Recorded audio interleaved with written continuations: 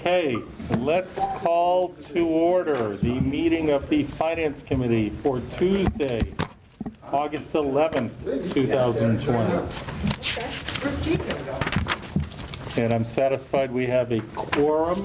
I don't believe tonight, for finance at least.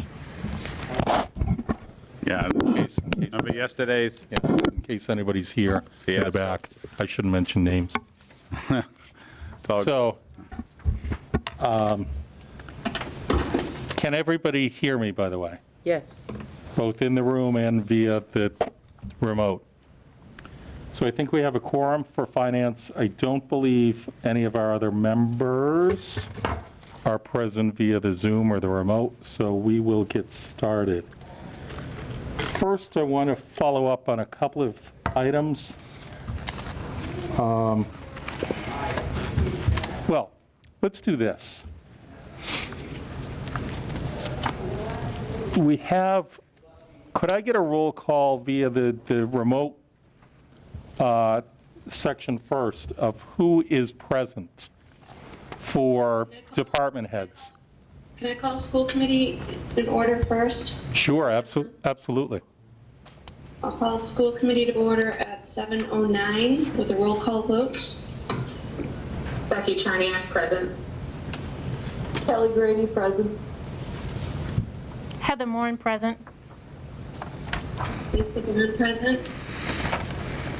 Beth McKay, present. I think we're good. Okay. And what other departments do we have present remotely, please?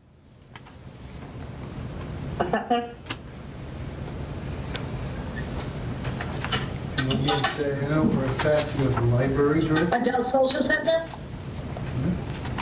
Community development, Please. library, Library, police? department, Okay. police department, yep. Is fire represented tonight? Oh, I know Chief was here last night. Deputy chief is here, captain is here, and I'm here. Okay. The three of us, Okay. we can mull that Fair right enough. earlier. And the gentleman in the room, Highway department, building maintenance. okay. And, Economic development, yes. okay. Okay. So I do have a couple of things I'd like to address, but I think first, with everybody, the department heads here and present, I would ask for the Finance Committee, to the extent anyone has any questions. So this is an opportunity having,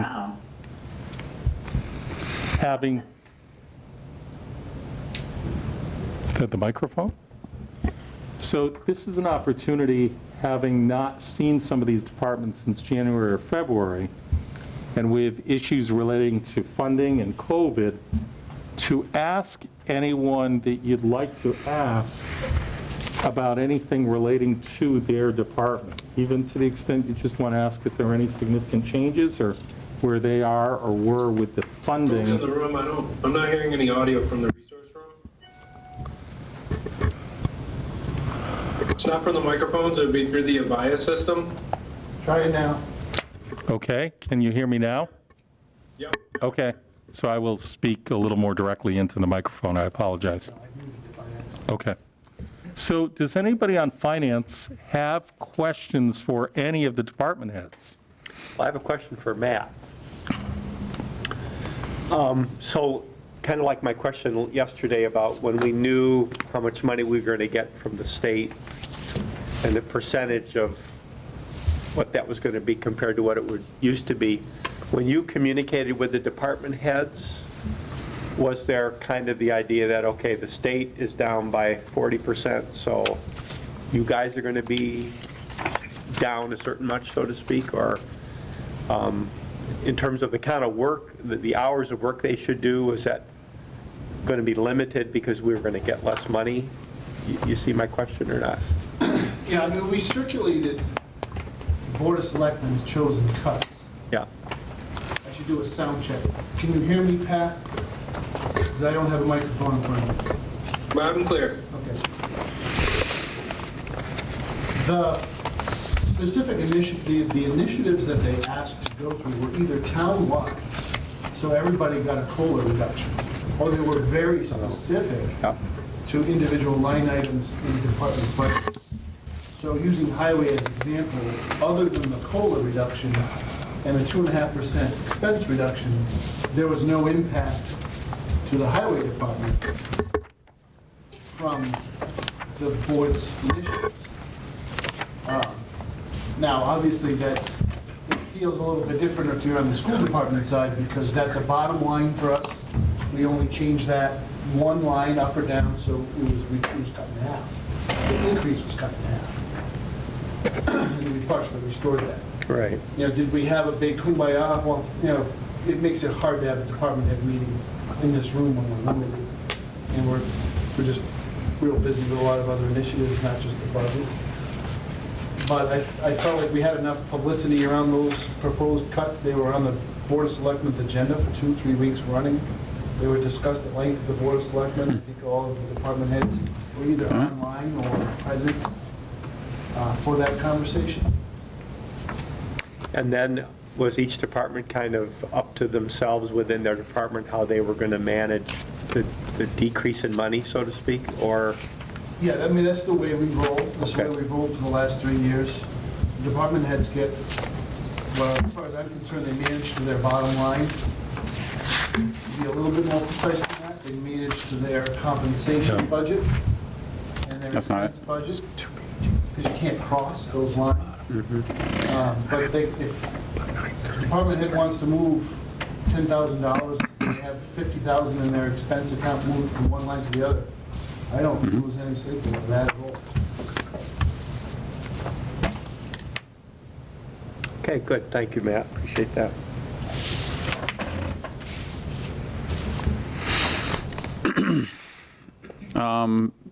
Can I just throw out a question, or Yes. do we want? So, the first one I had, and I was looking at the budget for busing or buses of, I think it was like 1.5 something, yes, last year. So my first question would be, what did we end up spending for buses last year, considering the whole COVID? We didn't bus anybody, I think, the second half of the year, and I don't know how the busing contract works, so I'm looking for you to just kind of describe that whole scenario. And then, I think we have 1.6 something in there this year. So maybe you can kind of just elaborate a little on that part. All right, I'll need Gene's help at some point. I will explain what the contract was negotiated to at the end. So the state legislature allowed the municipalities and the school districts to pay their bus vendors even though there were no services rendered from the time schools were closed going forward. Now, the logic of that is that there are fixed costs. In fact, the bus company is capital intensive. So they have their bus notes, they have insurance premiums, such as workers' comp or liability on the buses. Those payments were due regardless of whether they ran or not. So but it was permissive. It wasn't a shall pay the bus companies, it was a may pay the bus companies. Okay. Individual districts went to their bus vendor and negotiated a result. So for the amount that would have been due from the last day they ran to the end of the year, how much were they going to pay? Got it. My personal opinion is Douglas and the other customers that Telstone Bus Company has, and Telstone itself, because from what I can tell from the paperwork they volunteered, they got 68% of what they would have been due. Okay.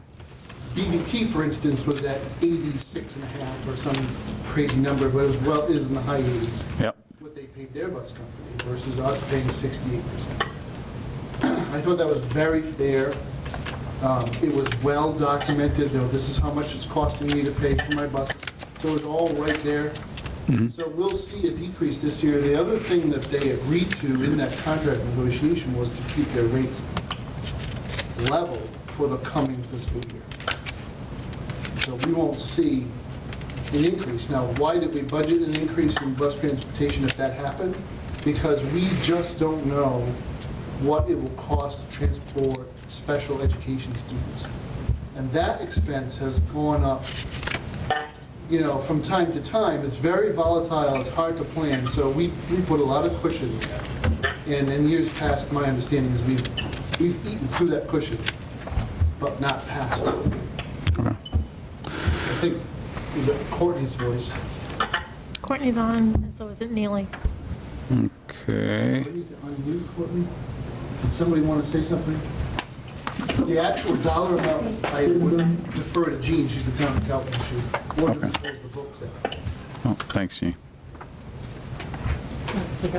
Thank you. Is this the 2-page you were talking about, Howard? Yes. Okay.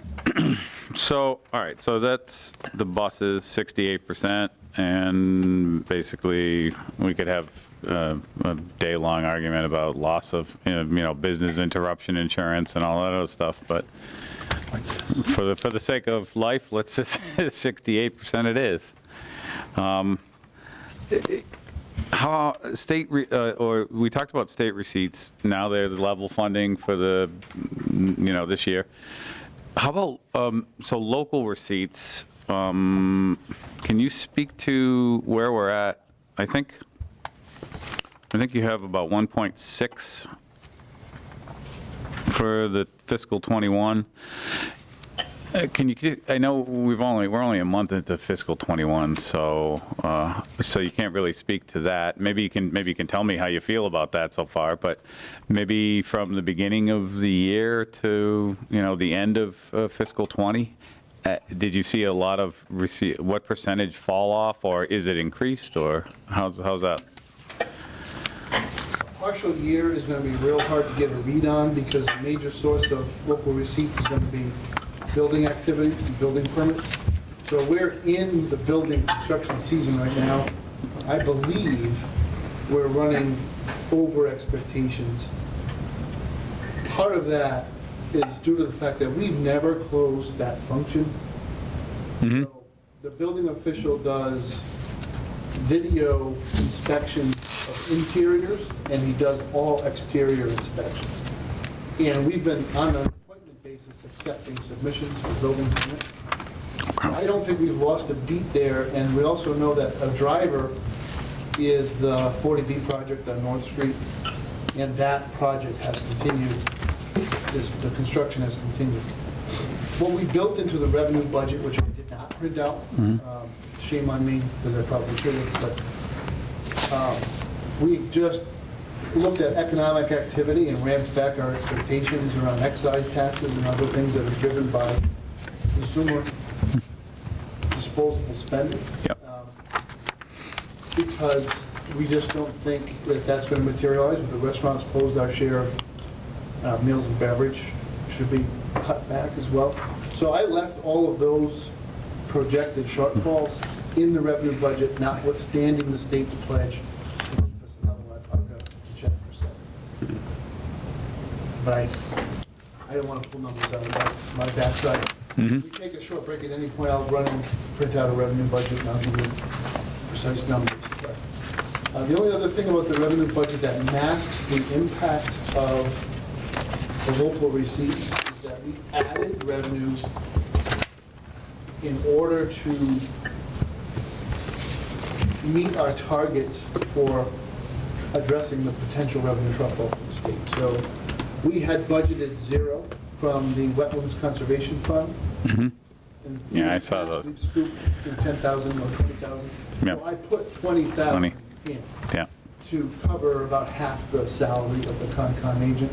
So I have been from 0, I went up to 20. And last night, you'll remember I mentioned we added 20 coming out of ambulance receipts. Yeah. That money's already there. Yeah. It's accruing, so we're just taking less, we're going to accrue less in that account to pay for his reorganization. So that's 40,000 that comes back in since our last conversation about that. So generally speaking, just in broad terms, our income forecasts for '21, we know that the state is level funded. What does the rest of that pie look like in terms of increase, decrease forecasting? Where are we at with that? That's what I decided to answer. We don't have that spreadsheet.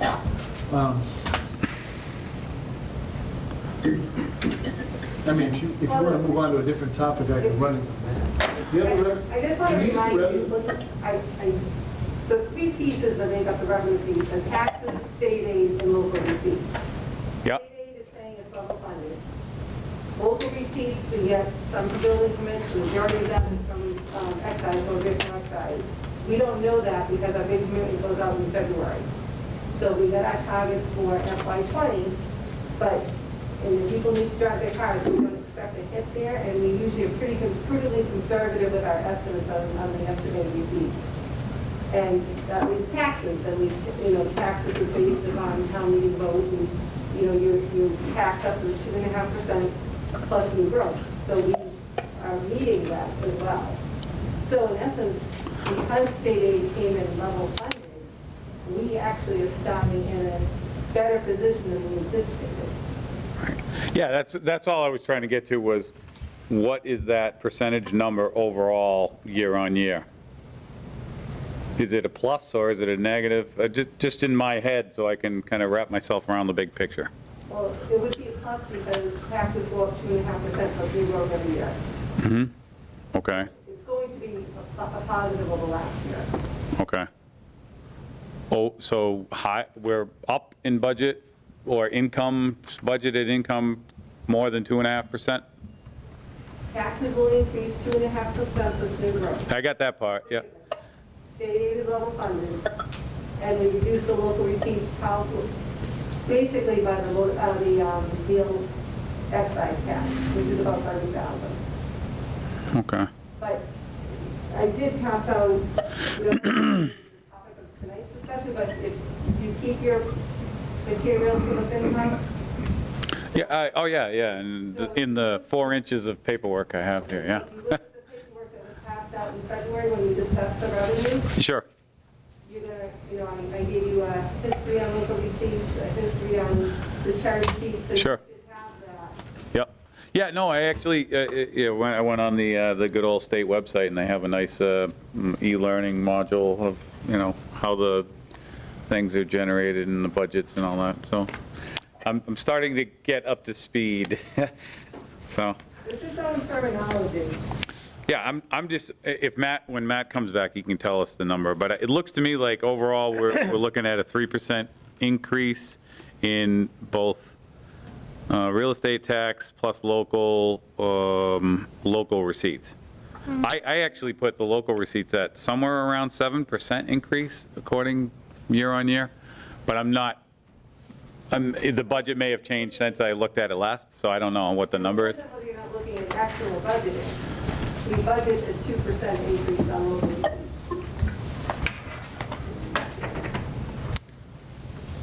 While we've got a moment, I've been asked to make sure that I call the public meeting to order, and I've just done so. Thank you. Does that mean that everything we've said has been off the record? It is not, does not mean that, Phil. You have retroactively opened. You've retroactively done that, wow. No, because the questions were for Matt and Jean. Well, if there's any public out Are you there passing that around? ask questions, Oh, I thought this was more than one page. This is, okay, This is the revenue budget. my bad. Mr. Chairman, do you mind to indulge me as well? Not at all, not at all. We take the base, which is last year's base plus new growth, right? Mm-hmm. And you increase that by 2.5%, which is the statutory maximum.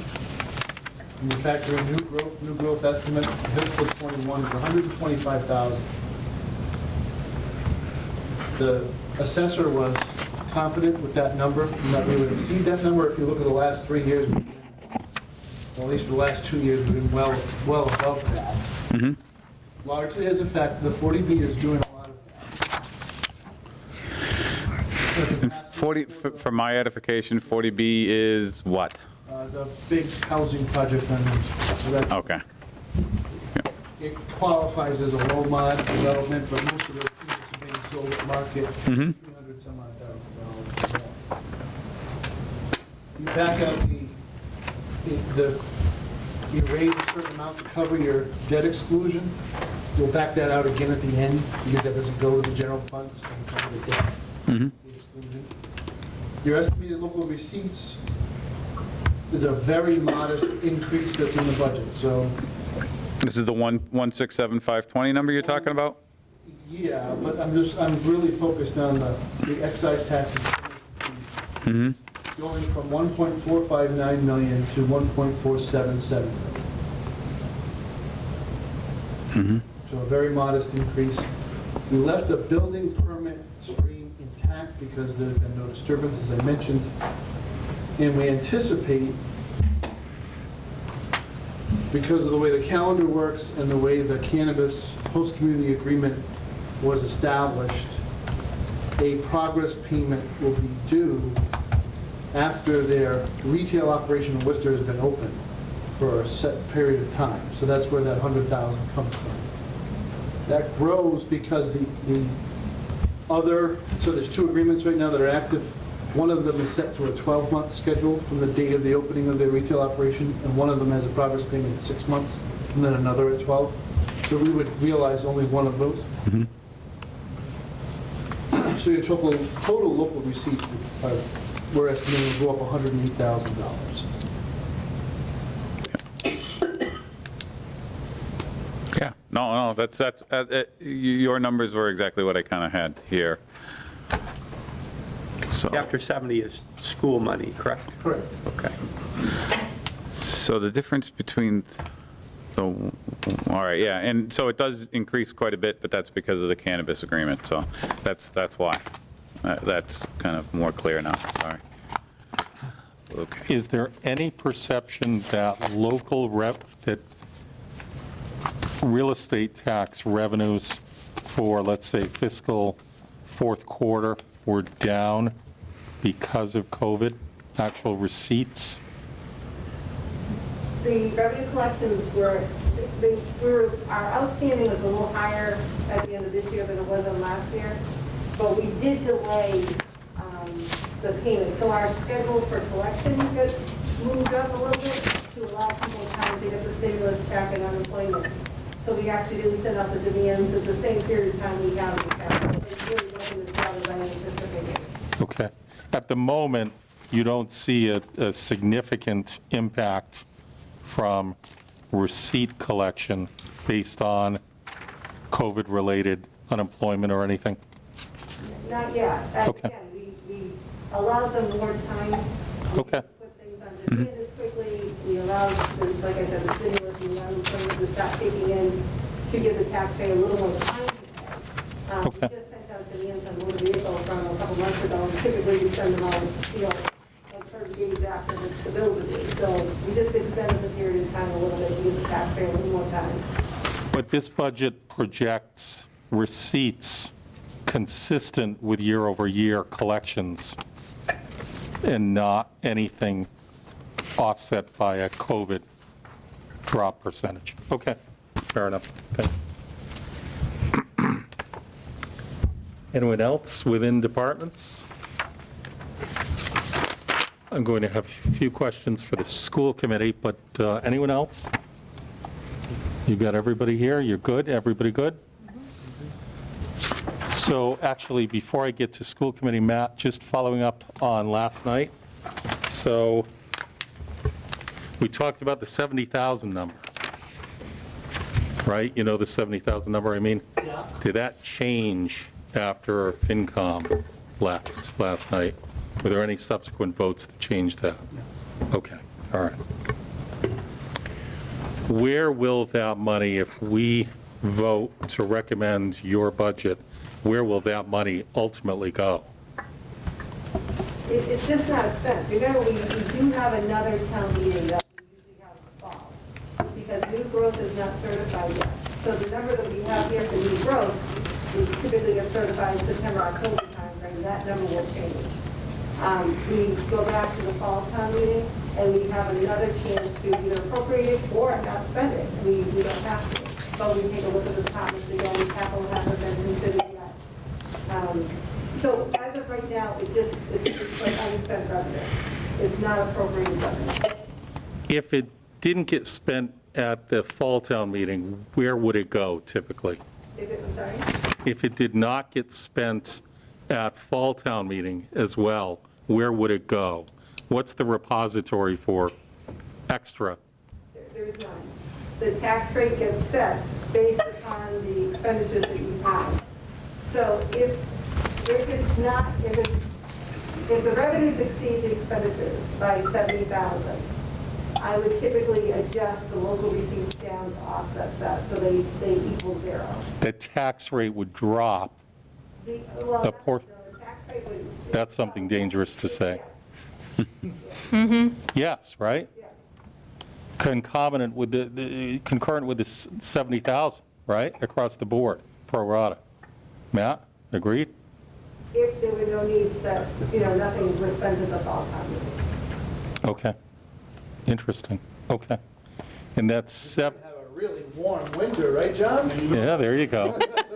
And so that 70 is there in part because the state money came in a little more, not a little better, significantly better than you had spent the summer projecting, right, Matt? Yeah. Right? You were in that 2% and 4% drop rate. Okay, all right.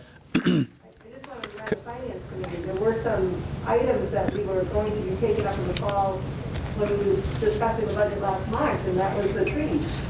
Because John had requested higher amount of the tree. Now, last week when I was driving home from work, I was at the Uxbridge Courthouse and I saw a pine tree go right in front of my car. He goes, "You may not have seen me here if I was Yikes. not stopped at the red light." It was between the courthouse and the post office parking lot, this one, right in the middle of the road. So, that was one of the things, I think he was looking for another 50,000. Advertisement, right there. Okay. Go ahead, Phil. One quick question. On the receipt of state aid, what's the schedule for payments from the state to the town? It comes in monthly. Okay, so we're getting our first payment, We received July. okay. They divide it by monthly and they also take out the assessments monthly. Okay. All right. Anyone else? I have one more question Sure. Yeah, that's what we're here. for Matt or for Jean. The cannabis host agreements, are those agreements run for a couple of years and then they're kind of renegotiated, or what? How is that set up exactly? I want to say they're time limited at 3 years. Is it? Okay. It's not 3, it's 5. Because I noticed when we get into 21, 22, 23, it really is a lot more than we are currently. Yeah, right? because of that time, that lag from the time that they're open. It must be 5 years. Okay. But then you can't, you're kind of stuck, default to the 3% of city.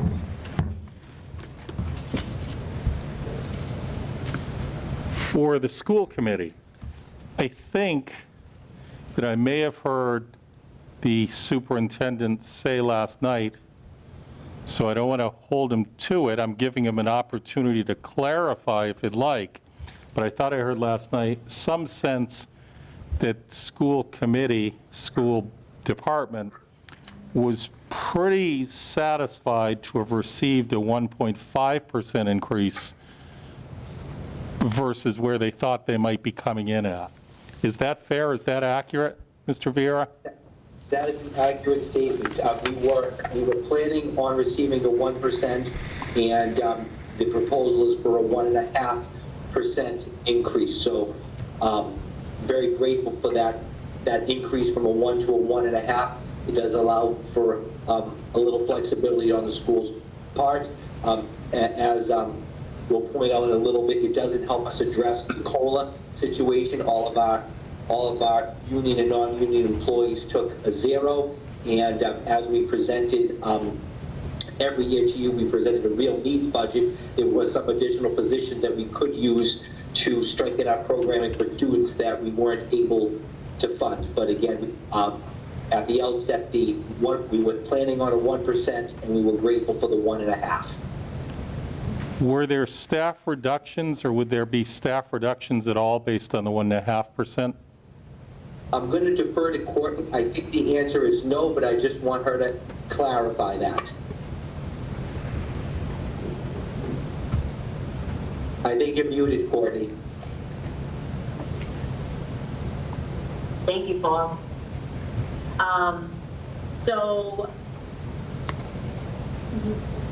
we initially removed all of the additional positions, as Paul indicated, that we were looking for. So we did do that. As far as the principals and Neely had met regarding the staffing for about 4 hours. This was in June, right before Kevin left. And they were able to, if people had left, not replace some positions, paras, ABAs, things of that nature. I do not believe that we had any actual staff reductions in what we previously had. I could be wrong. Someone can correct me if I am wrong. But we were able to, as always, the administrative team works really great together and kind of used to doing the reduction thing. But they did work on this beginning back in, I'd say, March, April for the beginning part, and then the last couple of months to come down to that number. And then just this last week, I made a few more adjustments to come down to the 1%, and then we got the 1.5, and so that resolved that issue, so we didn't have to reduce anymore. It's my understanding we don't have any actual reduced positions without it being through, positions that people that retired were able to hire back at a lower rate and things of that nature that did use up some of that amount that we would have had to reduce. So if anybody wants to correct me, please do, but that is my understanding. Mr. Wojcik, So I think we're in pretty good stead. bear with me. Mr. Wojcik, are the other departments' employees receiving their COLA increases with this proposed budget? Yes. They are.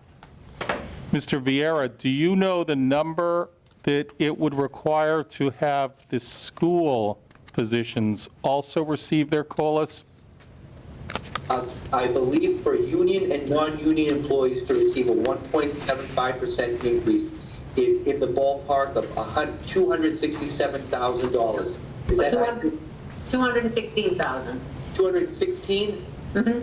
$216,000. And what is the COLA increase for the non-school department? The one at 7.5? About 70. That's for all municipal, right? I'm sorry, what, say Just that? About 70. 70 what? I'm sorry, but is that the 1.75%? Okay, that's what I'm asking about. Okay, all right. Okay.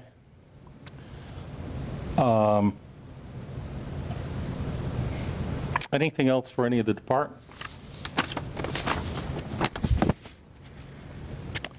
So Gene, I'm prepared to go forward warrant by warrant to address those at this point. Do I need to keep the departments here? Did you want to go through the budget piece?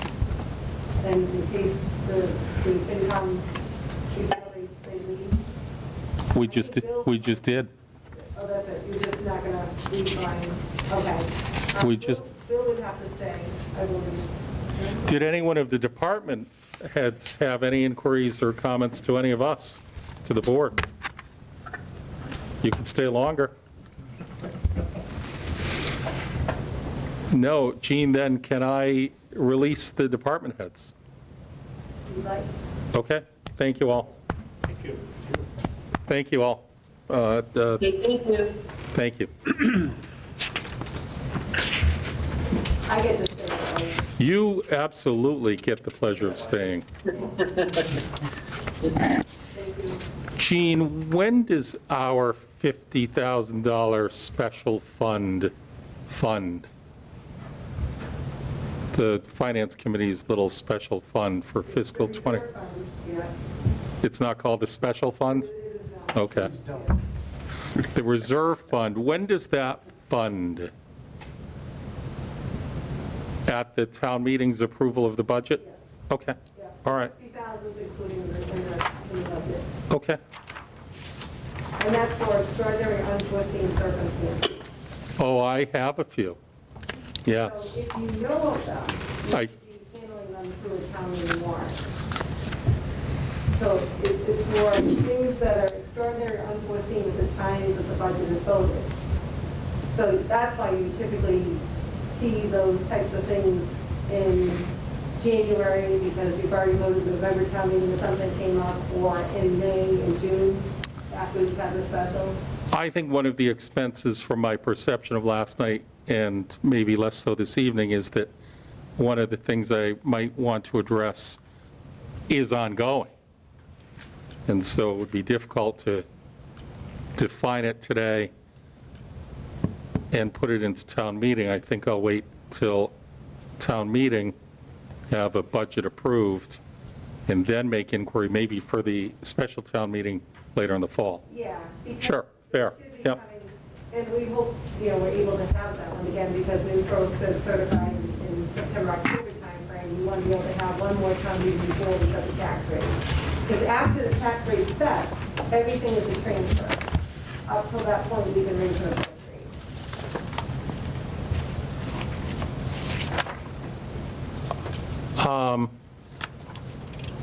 So, yes. Mr. Chairman, I'm going to close out the school committee. Before you do that, so in the budget presented to me for the school committee, for the school department, there was, I think this came from Mr. Wojak, came from the town today. There's a line item, 53002 on page 2, and it's something near and dear to my heart, legal services. And the FY20 number was in a ballpark of 18,000 and change, but the amount budgeted for 2021 appears to be 25,000. And without belaboring this too much tonight, I am going to ask. I mentioned to somebody, I only was able to view a little bit of one of the Board of Selectmen meetings from July earlier today, and I did see discussions. I heard the word from town council of subpoenas. Mr. Wojak, were any subpoenas actually issued? No. Okay. To the school committee, the question that I did not ask last night, did the school committee or school department hire outside counsel?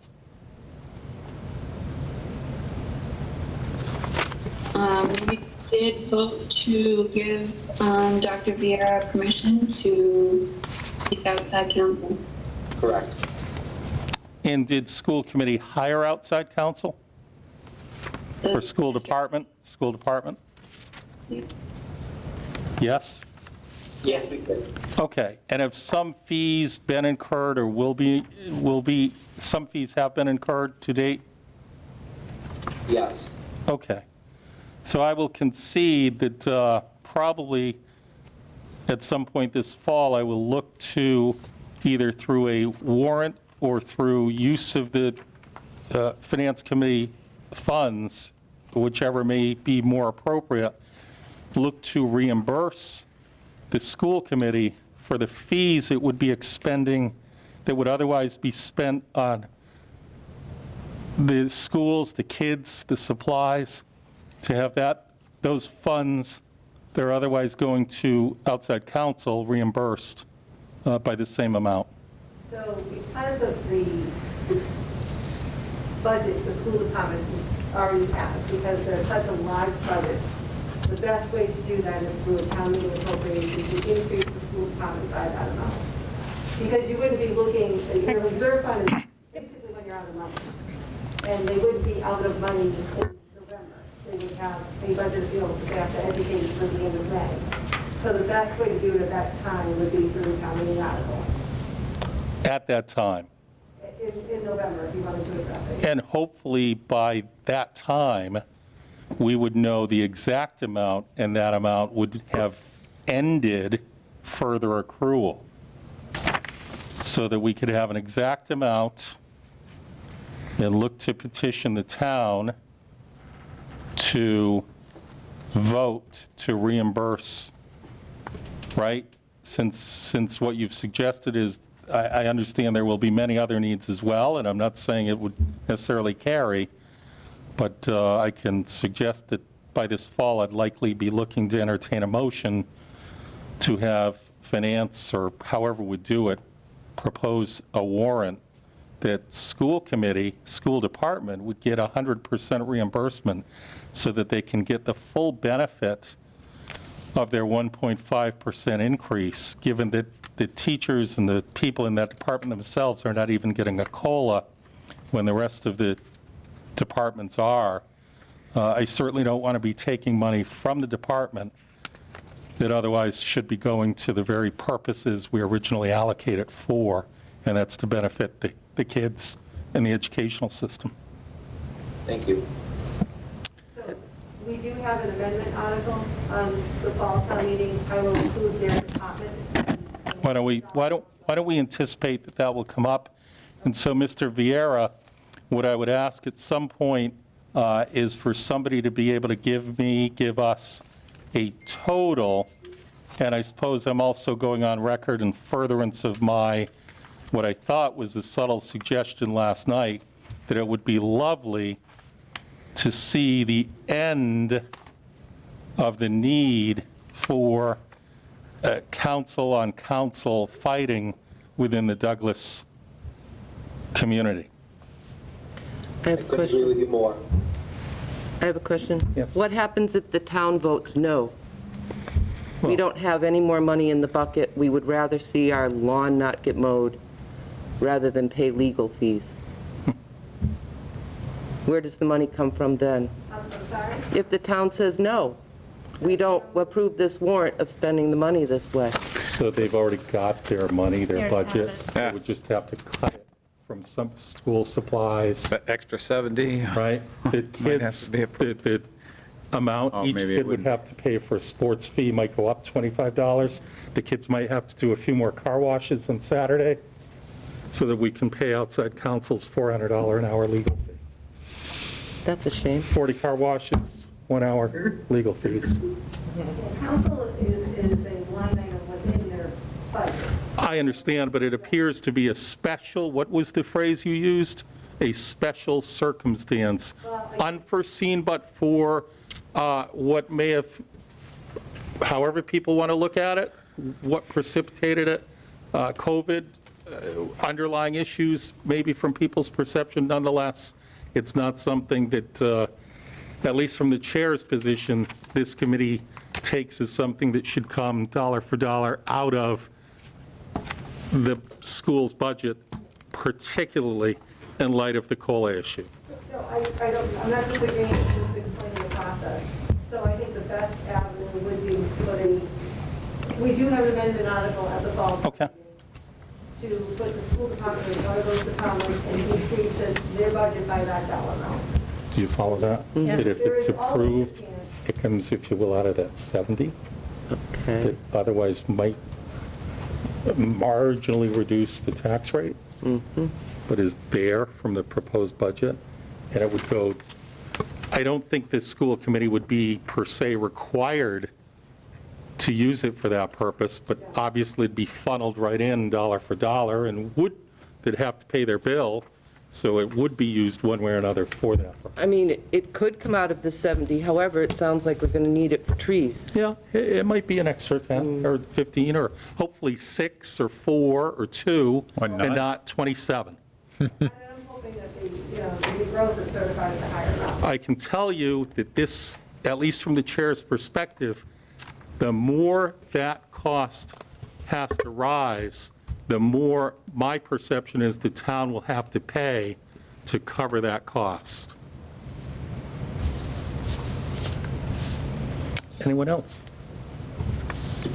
So, I'm sorry, school committee now, if you don't, if you'd like, you can adjourn. Thank you. I'm going to look for a motion to adjourn. I'll make a motion to adjourn the school committee meeting at 7:52. Motion made by Kelly, Second. second by Becky. Roll call, vote. Becky Charniak, aye. Kelly Grady, aye. Heather Moore and I. Mr. Hathaway. Thank you, Mr. Chairman. Appreciate it. Thank you all. Thank you. Thank you. Okay. Now, can we start to go through the warrants? We have a gentleman here. Have you got any specific issue you'd like to address, or you're our town sitting there watching the process? I'm waiting for Article 13. Perfect. Can I make a motion that we go to Article 13? You can, So we can get this poor young man out of here? unless you want to stay for the whole process. We've got pizza coming in at 11:30. Can't use the reserve fund for that. I have 3 of them from the All right. Is there a second on Heather's motion? Second. Dick is second. All those in favor of going to warrant Article 13 first and out of order? Aye. Aye. Any opposed? The ayes have it. Let's go to warrant Article 13. Who would like to address first? Mr. Wojcik, the cedar tree taking article. Are you the guy that, No, that's 14. That's 14. You're looking at sale of real land. They got renumbered. Oh, Got renumbered, okay. yeah. Gene, 13. could I have clarification? I was right? Go ahead, say it on the record. Oh, my God, I never hear that. Oh, that was good. I did pass out new, I don't hear that at home. Yeah, so it's Article 14 now, is what you're saying? There Cedar I Street? might. I want sale But of real Matt- land, 17.7 acres. Okay.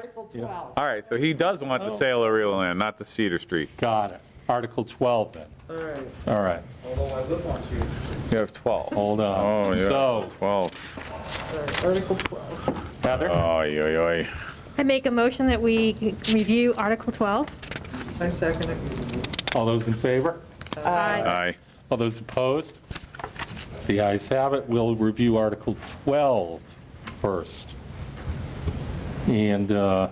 Wojcik, is this something you would handle, or Mr. Cundiff? Actually, Bob is a member of the Economic Development Committee, that's why he's here. Oh, I see. Okay, please. You want to talk? You want to say something now? Or? I said a lot about this last night. Right, this came up last night. If you're here, I would rather use your time wisely. Why don't you? I wasn't prepared to speak, but You don't need What I'll to. say, well, Yeah, while he's sure. collecting his Yeah, thoughts, what I'll yep. say is that Bob has been the member of the EDC that has relentlessly pursued development opportunities for the town, to give the town the choice to diversify its tax base and lessen the burden on the residential taxpayer by attracting more business. And economic development is a game of persistence, not luck. You know, you don't call up Boeing and say, hey, you want to build a factory in Douglas, Massachusetts, where you can build airplanes? They swoop in and they take over the whole town. That doesn't happen. You're not winning the lottery. What happens is you work with property owners or potential suitors over the course of many months to whittle down the potential development sites and go through all the rigmarole of, is it a suitable site? Is it the right dimensions? Does it have the right characteristics for the developer? And without Bob, we wouldn't be here tonight. Bob has been the single-handed champion of trying to get this thing started. Are you ready to talk yet? I think you covered it. Yeah, Well, I got the sense that last night we felt we weren't quite at a point we could directly address who the party is or what exactly the project is. And I'm assuming in 24 hours that has not changed, No. correct? That is correct, but Tuesday night it will be. Next Tuesday night. Selectmen agenda for announcement. And you'll have that party in front of you next Tuesday night, correct? Okay. One of the things that I looked at in terms, so to the extent we're talking right down to the warrant, and Jean, tell me where we are procedurally on this. I read this last night and found it a little bit confusing. So it seems to, at its top, it says sale of real land, 17.7 acres. And in it, it then says shown as Lot 1 on the Town of Douglas Tax Assessor's Map 139 in its entirety, and an approximately 8.5 acre portion of the real property shown as Lot 44 on the Tax Assessor's Map 138. Would it be clearer if it said that that Lot 1 at 139 is 9.2 acres? Is that what we're talking about? That would be best in that. Right? One piece is 9.2 and the other piece is 8.5? I just, for clarification, particularly as we get to a town meeting, I'd rather cover that in the warrant than have 8 questions and 5, and has your question been answered, et cetera, et cetera. I thought it didn't read as clearly as it might. I'll leave that to you then. Is that something, Bob? The 9.1 lot, 139-1, Yeah. in its entirety is 9.2 acres. We're selling that entire lot. I assume it's one deal with both, correct? Okay. 138.44 is 24 acres. We're only lopping off 8 acres. The rest of it includes the dam and your wall pond and the parking lot, which we will still keep. I see your distinction. Again, I come back to the concept You want the numbers to add up, that's fine. that you might want to do that. I think it reads easier. And that I can work on rewording that too. And then the only other question I had procedurally on this was I thought last night, and I assume even at next week's meeting, the concept is that this project going out to warrant and approval is not that it gets the parcel sold to that party, it's that it goes out for bid, and we fully expect they're the ones that are going to bid, and no one else. But it's not a direct approval by the town of the sale of the parcels to that developer, correct? It's a public auction, right? Yeah. Okay, yeah, okay, all right. So that's, the statutory reference there is Chapter 30B, Section 16. Okay. And that is a request for proposals, sale to the, Okay. not necessarily the highest bidder, because land, real estate can be sold on a qualitative basis as well as the money. Okay. So that restriction that the Board of Selectmen put on it was that you have to, if you're going to buy the land, it has to be for a project.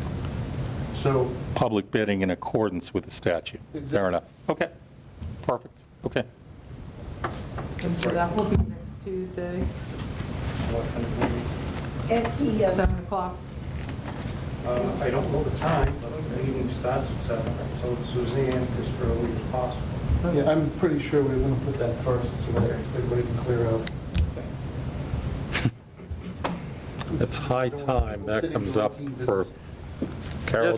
yes, Carol, raising your hand. When it goes before the town meeting, will they have like a little picture up there showing us what the lots are? Okay. Any other questions? Who doesn't love Gene. economic development? Gene, do we now vote to recommend that the town approve Article 12 at town meeting? You have a couple options. You can vote to recommend that, you can vote to, Not, sure. So I would entertain a motion to recommend to the town that Article 12 pass at town meeting. So moved. I recognize Heather's motion, and Phil I'll second it. seconded. All those in favor? Aye. Opposed? Okay. And I assume, Heather, you're taking your request to hear 13 off the board, Correct. correct? Okay. All right, We'll hear it before we get there. right. Thank you so much for waiting for us to get through everything. I have 2 more EDC related on If you want to let us know, I suspect Heather has motions numbers now. in her head. Right, thank you. We appreciate that. Well, we'd like to move the numbers around just to keep things interesting. Article 16, zoning bylaw change. I make a motion that we review Article 16. Second. Heather's motion and Lynn's second. All those in favor? Aye. Aye. Opposed? Discussion? Are you ready for this one? I'm ready for this one. Go for it. This is All right. my baby. Do it. Throughout the past 3 years, the EDC has been working with many companies, many businesses, trying to fit our zoning bylaws, and it's been a very tedious progress, a job. It's like trying to put a square peg into a round hole. It just doesn't fit. So we needed to amend some zoning bylaws. This manufacturing use, which is industrial number 1, the one that exists is inside a building, and that kind of handcuffs the EDC on tracking industry. A good example would be Prime Metals in Sutton. Sutton approached Prime Metals, attracted them with a nice offer to relocate to Sutton. They're in Sutton right now. We can't do the same thing because if Prime Metals decides to fabricate a steel structure outside a building, they can't, because our bylaws say inside the building. So this change, or this amendment, will include outside the building. We had a bunch of options. We could have just eliminated inside a building, kept it like Uxbridge, which does not mention inside or outside. Seems Uxbridge gets all the business. So now we have to change or amend our zoning bylaws, and that's what this change is. But if you notice, this one is a little ambiguous because there's 2 versions. The correct version will come out in planning board meeting this Thursday, 2 nights from now. Can you say that again? The correct version, There's 2 versions. If you Right. notice, this one has all ends, right? and it has Board of Appeals in the asterisk. Right? And then, or this version has planning board, and then planning board in the asterisk. So there's 2 different versions on which board we want to have the special permit granting authority.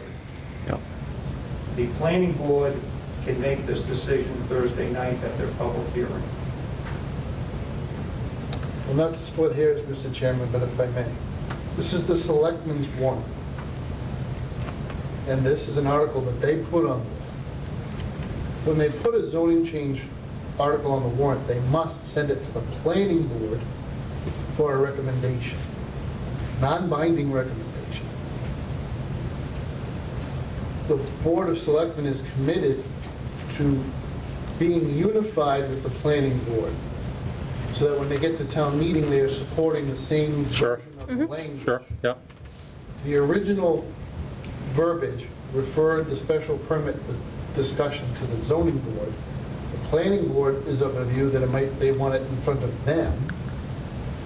So right now, in a way, we have 2 versions, but the version that is recommended by the planning board, and I don't want to get too far over my skis, I am not a member of the Board of Selectmen, we will recommend to them that they approve the version to go on the article Right. that is supported by the planning board, then they'll all be together behind one idea. So would our motion tonight to be to recommend this, subject to both the planning board and the Board of Selectmen approving together one or the other version? Or you can delay your recommendation. Or you can delay it. You usually have a, That half hour before? yeah. Mhm. And you've done that before, waiting for one of the board's decisions. You've done that before. Does anyone on FinCom believe that they would vote one way if it were one version and a different way if it were the other version? In other words, does it matter who is To the FinCom. permit granting authority? Would we defer in either scenario to planning board night? So I will entertain a motion to recommend Article 16 be passed, so long as planning board, so long as it's in the version that both the planning board and the Board of Selectmen agree on. So Someone moved. like to make that motion? So then the night before the meeting or the night of the meeting, would we? No, we're. No, No. we're voting right now that No, we- whatever their drop-down recommend, so long as they both agree, we've already voted from finance to recommend that that be approved. Gotcha.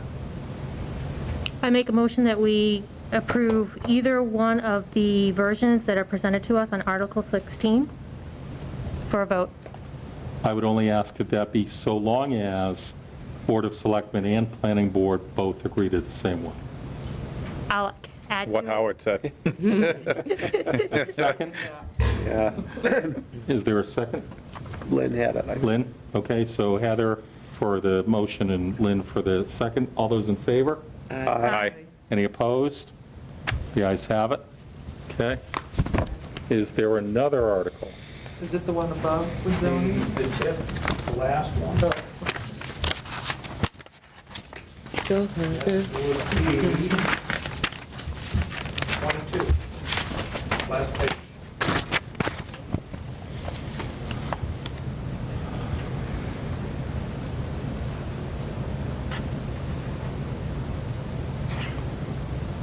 Who would like to speak on that article?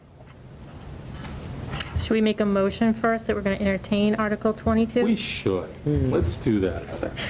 I make a motion that we entertain Article 22 Out of order. out of order. Okay. And Second. second? Heather's motion, Lynn's second. And so let's, all those in favor? Aye. Aye. Opposed? The ayes have it. So let's entertain Article 22. And who would like to speak to that article? Does each TIF need a town vote? Yes. Okay. So this has to go to town meeting. It also has to be approved by the Board of Selectmen before it comes to town meeting. For those who are not aware of the lingo, TIF stands for Tax Increment Financing. It is one of the economic development tools that is utilized to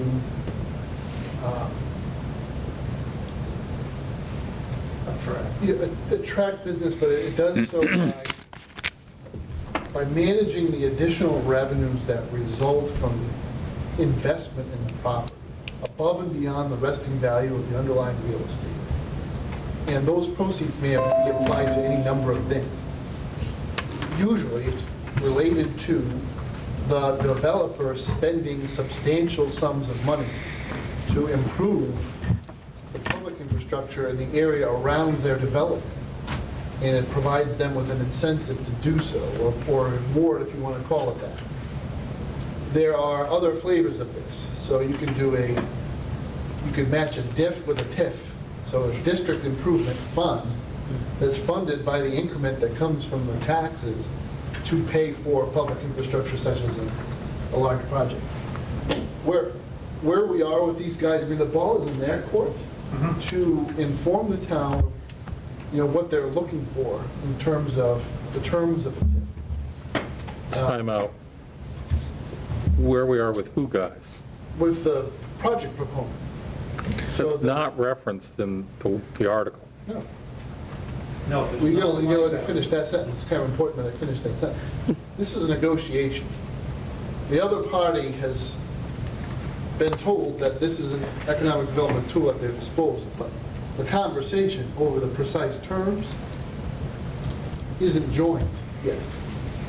I assume that once we get the announcement Tuesday, that we'll proceed at pace. We have a couple of advantages compared to a lot of communities. The attorney who wrote a lot of the TIF statutes as a private attorney now sits on the Board of Selectmen for the town of Douglas, Hal Davies. So he's very familiar with how these different instruments work in Massachusetts. And we're deferring largely to him to, provide the structure for how this gets through town meeting and how there's a tremendous amount of flexibility in the way the terms of the agreement are set up. And I don't want to go much beyond that because I really can't. These things typically have a term of, 10 to 20 years and feather out over time so that the town, gets back its revenue. There's a way to structure these things where all the new revenue that you hoped for can come to the town for the first couple of years, and then the break kicks in later. That's an approach that we've thought about taking, but since it's a negotiation, I don't want to foreclose the board's options to have that conversation with the project component. It's more than a placeholder because it will come to town meeting at some point. It's appropriate to have the conversation now. Bob knows my predilection. If it's not ready, it can't go. It can't go. So November would be the time to do it. But the placeholder is here. We have to start to make people aware of this part of the conversation. And we're anticipating this document arrives late August, towards the end of this month, which is a wish list. If it doesn't, we simply pass over this article and address it at the special town meeting, which is only 2 months from the September meeting. Right. We're trying to get everything on this warrant for the simple reason we have no idea what's going on in November. We could be in a massive shutdown, and now we're really... We could be there September 12th, now couldn't we? We could be. We just don't know. Yeah. So we're trying to do everything sooner than later. So the perfect time for this TIF would be the November meeting. Yeah. We're actually chancing trying to get this done early. And we know it's going to be a late arrival. So I would entertain a motion to defer any action on this until the meeting we're going to schedule for earlier on Saturday, September 12th. I'll make a motion to defer it. So Phil's motion, any second? Second. Heather, I'll recognize Heather's second. All those in favor? Aye. Opposed? And the ayes have it. Okay, that's deferred. And Matt brought up a real good point as far as helping the developer with some of their costs. Those 2 pieces of land will provide access to a parcel that is landlocked. You have to cross the Mumford River. Guess what? They have to build a bridge, expensive bridge, which is a lot of permitting. We could not allow the bridge, we could not allow the sale of land. Now we have a lot of truck traffic coming across our narrow North Bridge, down Charles Street, up Northeast Main. I'm sure the neighbors would just love 200 trucks a day there. I would not. That's a no-go. There you go. Oh, maybe, Will we? so that's not a big selling point, but. All these articles are connected because Sure. for one project, which is the door, the pathway to many I think I know where you're going with this. We want the developer to build the bridge to make yes. the project much more attractive to the community. Will the TIF, if, optimistically approved in later in August, will the TIF itself, the TIF agreement, be a part of the record? Yes. So On 22, the town clerk's office 2 within weeks, 2 weeks 14 prior to the days. 12th. so 22 would in theory have the actual TIF Correct. referenced somewhere within it. So the language of the Company town would be meeting defined, specific who it's with then, right? yeah, Okay. Yeah. right? Company would be It'll be on defined file with the and town what the clerk. TIF itself was. So where would the Okay. main entrance be, off of Gilboa or off of Northeast Main? Gilboa. Mhm. We don't- These are those four Northeast, parcels. Period. Would it be Oh, wait, till next downstream of the Tuesday for the dam movie to then, come or out. up? Or- Downstream of the Yeah. dam. Okay. Oh, wait till the picture's built. So where that little road. Yeah, details are big. Dunkin' Donuts, Right. down in there. In between that and the And pump that road. station. Oh, okay, gotcha. That road is an upgrade. Shocker. Amazing. It's a shocker for me. Yes. Okay. I think my 3 articles. Robert, you've done a great job. Yeah. Thank you for your time. You're welcome. Thank you, thank Hey, you. Bob, is Mr. Peterson still there? Paul Peterson, is he still there? Yes, Paul Peterson's there. He's Yeah, working very on a good. few mini projects. He's still trying to fit that square peg into that round hole. Hey, he's dogged too, so good luck to you guys. It's good stuff. Well, I lived on Gilboa for 16 years, right? The second house from the mill, so Okay. I know that neighborhood. Okay, Thank you. Okay. thank you. Thank you. Yep. Okay. Now we going in order? Now I think we'll go in order. So Jean, is there any action we have to take on Article 1 to see if the town will vote to hear us? Yeah, you sell an Article 2. I've got my- Great, look at that, cross that one off. We did a Good nice job, yeah. Right? Yeah. Okay, so the heart of our work arguably is in Article 2, okay? And so I think that what we're talking about at the moment is whether or not to recommend to the town that it approve the budget. Matthew, what is our last budget coming out of Board of Selectmen in your office? What are we voting on? One that was approved by them last night and referred to you. Hold on. So which one? Big one right here. Board's budget now. Well, hold on. So, To you. so which one is it? Is it the one that was sent in 25 pages? It's 5, and if you look at the FY '21 BOS budget, it's 11, the third column. This one? I handed it out tonight. Yeah. Oh, that one? This one.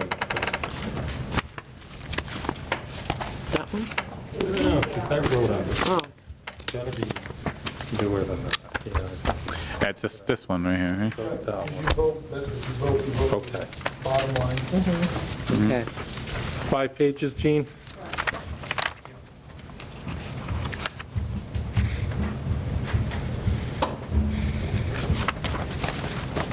Okay, so.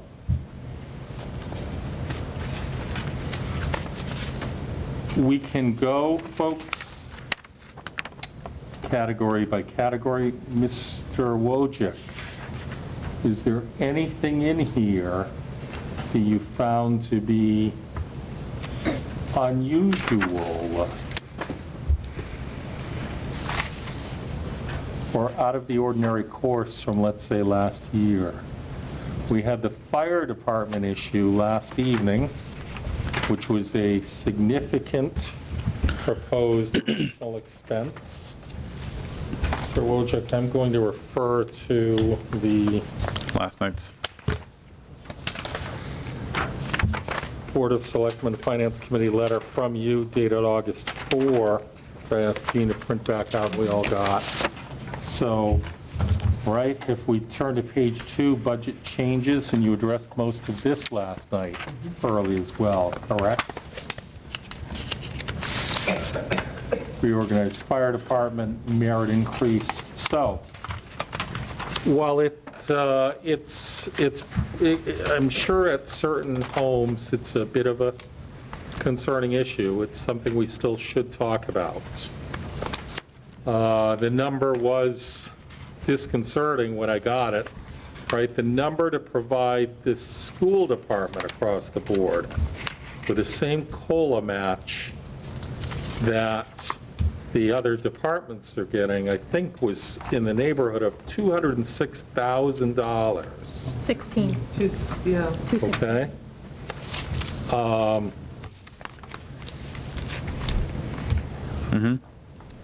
So I've got some thoughts, I'll share those, but to the extent others have thoughts, I'd like to have a discussion before any kind of, proposal one way or another. But obviously, my thoughts, the easy thoughts are, well, it seems in fairness that when one set of departments get COLAs, other sets of departments should also get COLAs. Now, the Board of Selectmen made a very fair point last night, that there's a 1.5% increase, which Mr. Vieira heard last night and tonight say, we're pretty almost flat out excited about because of where we thought we were going to be just a week to 10 days ago. And so it's really within the school department and I suppose the school committee, but the school department, that somehow, magically, they've gotten their folks to buy in to the idea that with that 1.5, we won't have to cut anyone and we can do the things we want to do for the kids we're teaching and the departments we're running, schools we're running, if we go a year without a COLA. That's me summarizing, not speaking for anyone.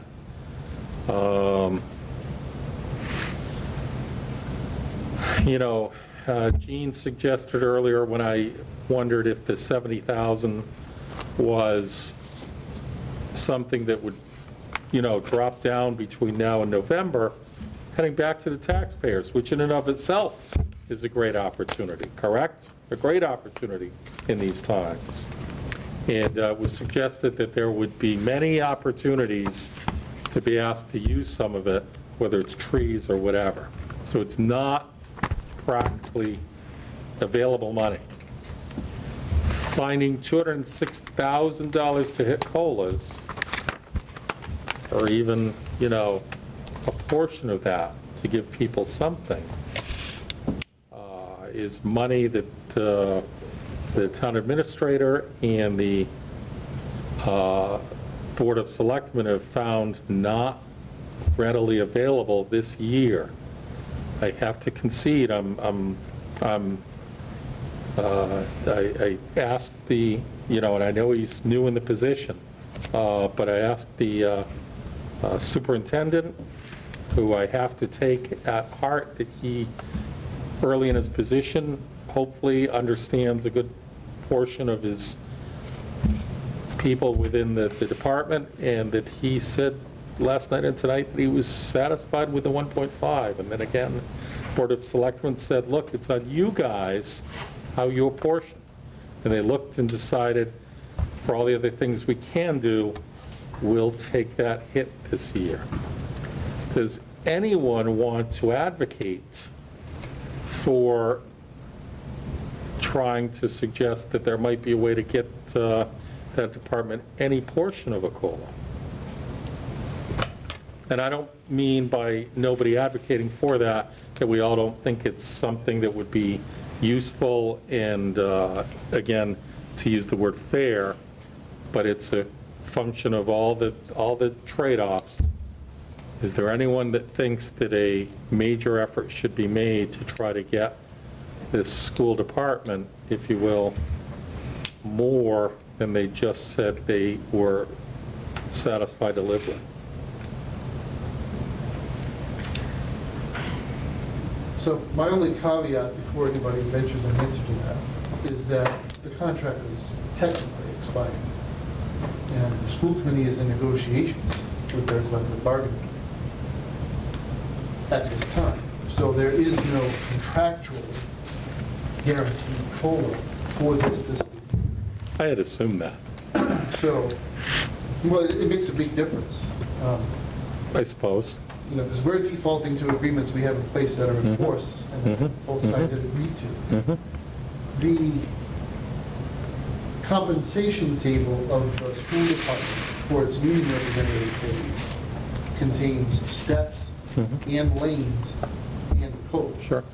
So I believe the committee was still going to honor step and lane progressions for those employees who are not at the top. Well, that's good to know. That's useful information. And that's substantial, that's Sure. a lot of Yeah, money. sure, right. And so, as you know, because we've had this conversation, Yep. I think I'll go into the part that's, publicly accessible information, is that this particular contract, as it progresses year by year, if you do the steps, the lanes, and the COLA, it runs Sure, we've seen that. 300,000 Sure. or more a year of increase. Yeah. And I still stand by the plan I've been advocating for a while, and I want to keep the funding mechanism alive to bring this back to the table with the teachers union, to change the way their comp table works so that it is flatter. Going in a time series, the curve would be flatter than it is now. Yep. And the way you accomplish that is to increase the base wage and tighten up the size of the steps.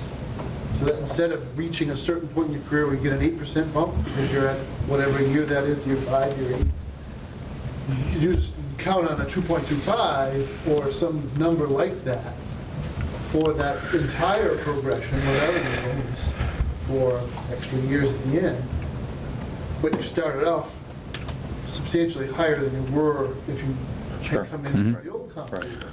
What that does over time is it puts a growth rate of the payroll of the school department in line with the growth rate of the revenue base of the town. Yep, we've had this discussion. Yeah, it was great actuarial stuff pre-COVID, so I was all for it. Even then, so I just want everybody to be aware of what we have been able to do. Since the budget runs in the black without the use of free cash, that rainy day fund remains, and the conversation is still alive, as far as I'm concerned, as the completely, the only town member on the negotiating team. That should be, I put it this way, it should still be alive, because I think it keeps everybody open-minded towards, well, what is this going to look like? And frankly, it takes some of the pain out of it for us, because if they went for a year without the COLA, but then we put this comp table change in place, for a lot of their employees, that would have been a substantial wage increase. Their union representative employees. So there are many tendrils coming together around this issue, and committing to try to find the funds to give them that COLA this year is a step that you could take. It is, well within your bounds to change the budget to do that. But I don't know that circumstances strongly militate towards you having to do that to be fair. Did you say militate? Militate. Gravitate. Okay. All right. I was trying to understand. You had me there. I was drawn into your words, and then I said militate. Wait a minute. That's what I was going to grab my phone and go, what is he talking about? I thought that might be some kind of esoteric financial term that I don't know. That Militate was forcefully advocate. Or, all right, now yes.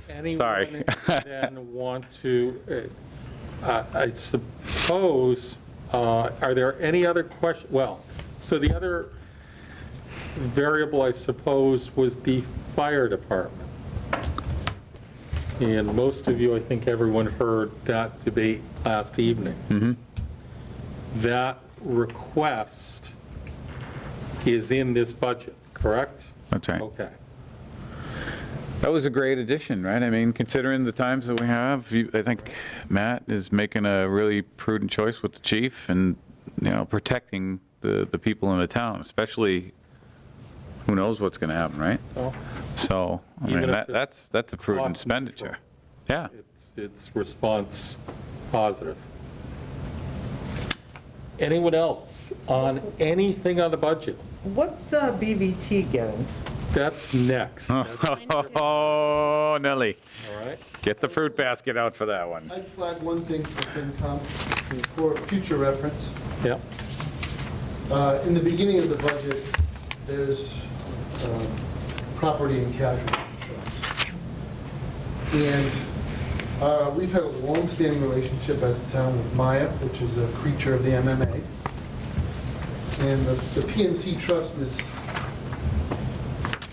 I think this thing is morphing more and more towards an almost nearly punitive self-insurance model, where with a 3-year look back, if you have a big claim, you find your premiums accelerating rapidly, and it's almost like you're covering yourself.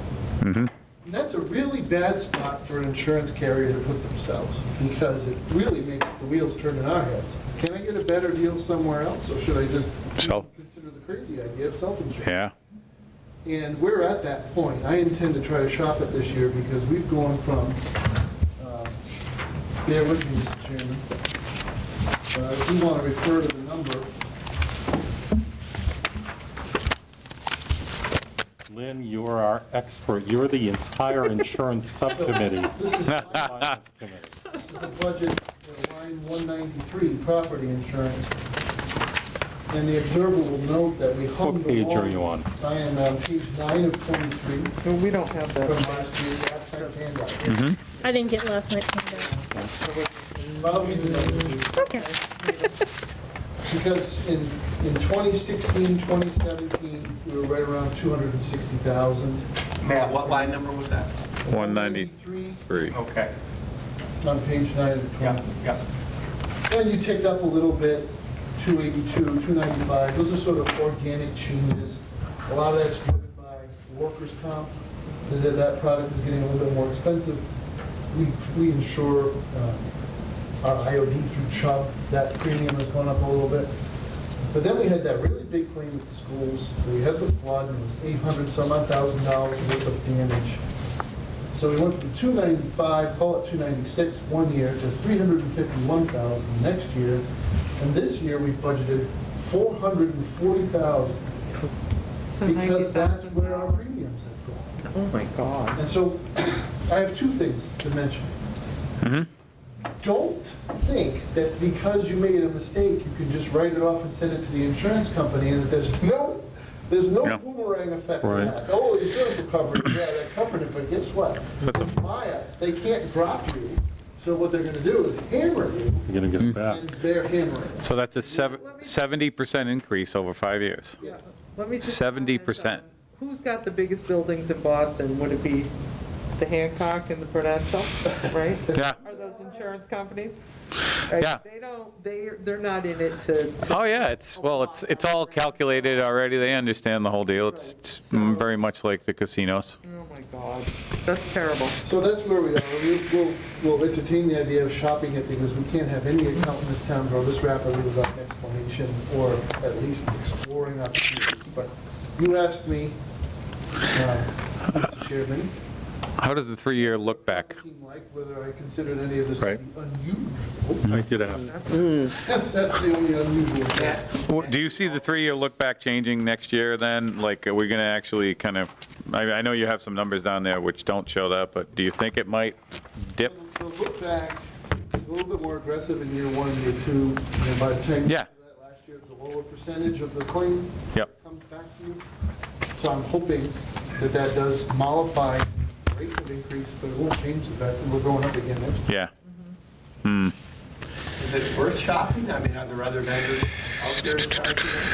It's always worth shopping. It's quite the adventure. I have a pile of paper this high on my desk of every run that you could possibly ask for. Okay. The good news is we have it, and they put us in such situations this year because their renewal doesn't come in actually until after town meeting typically occurs.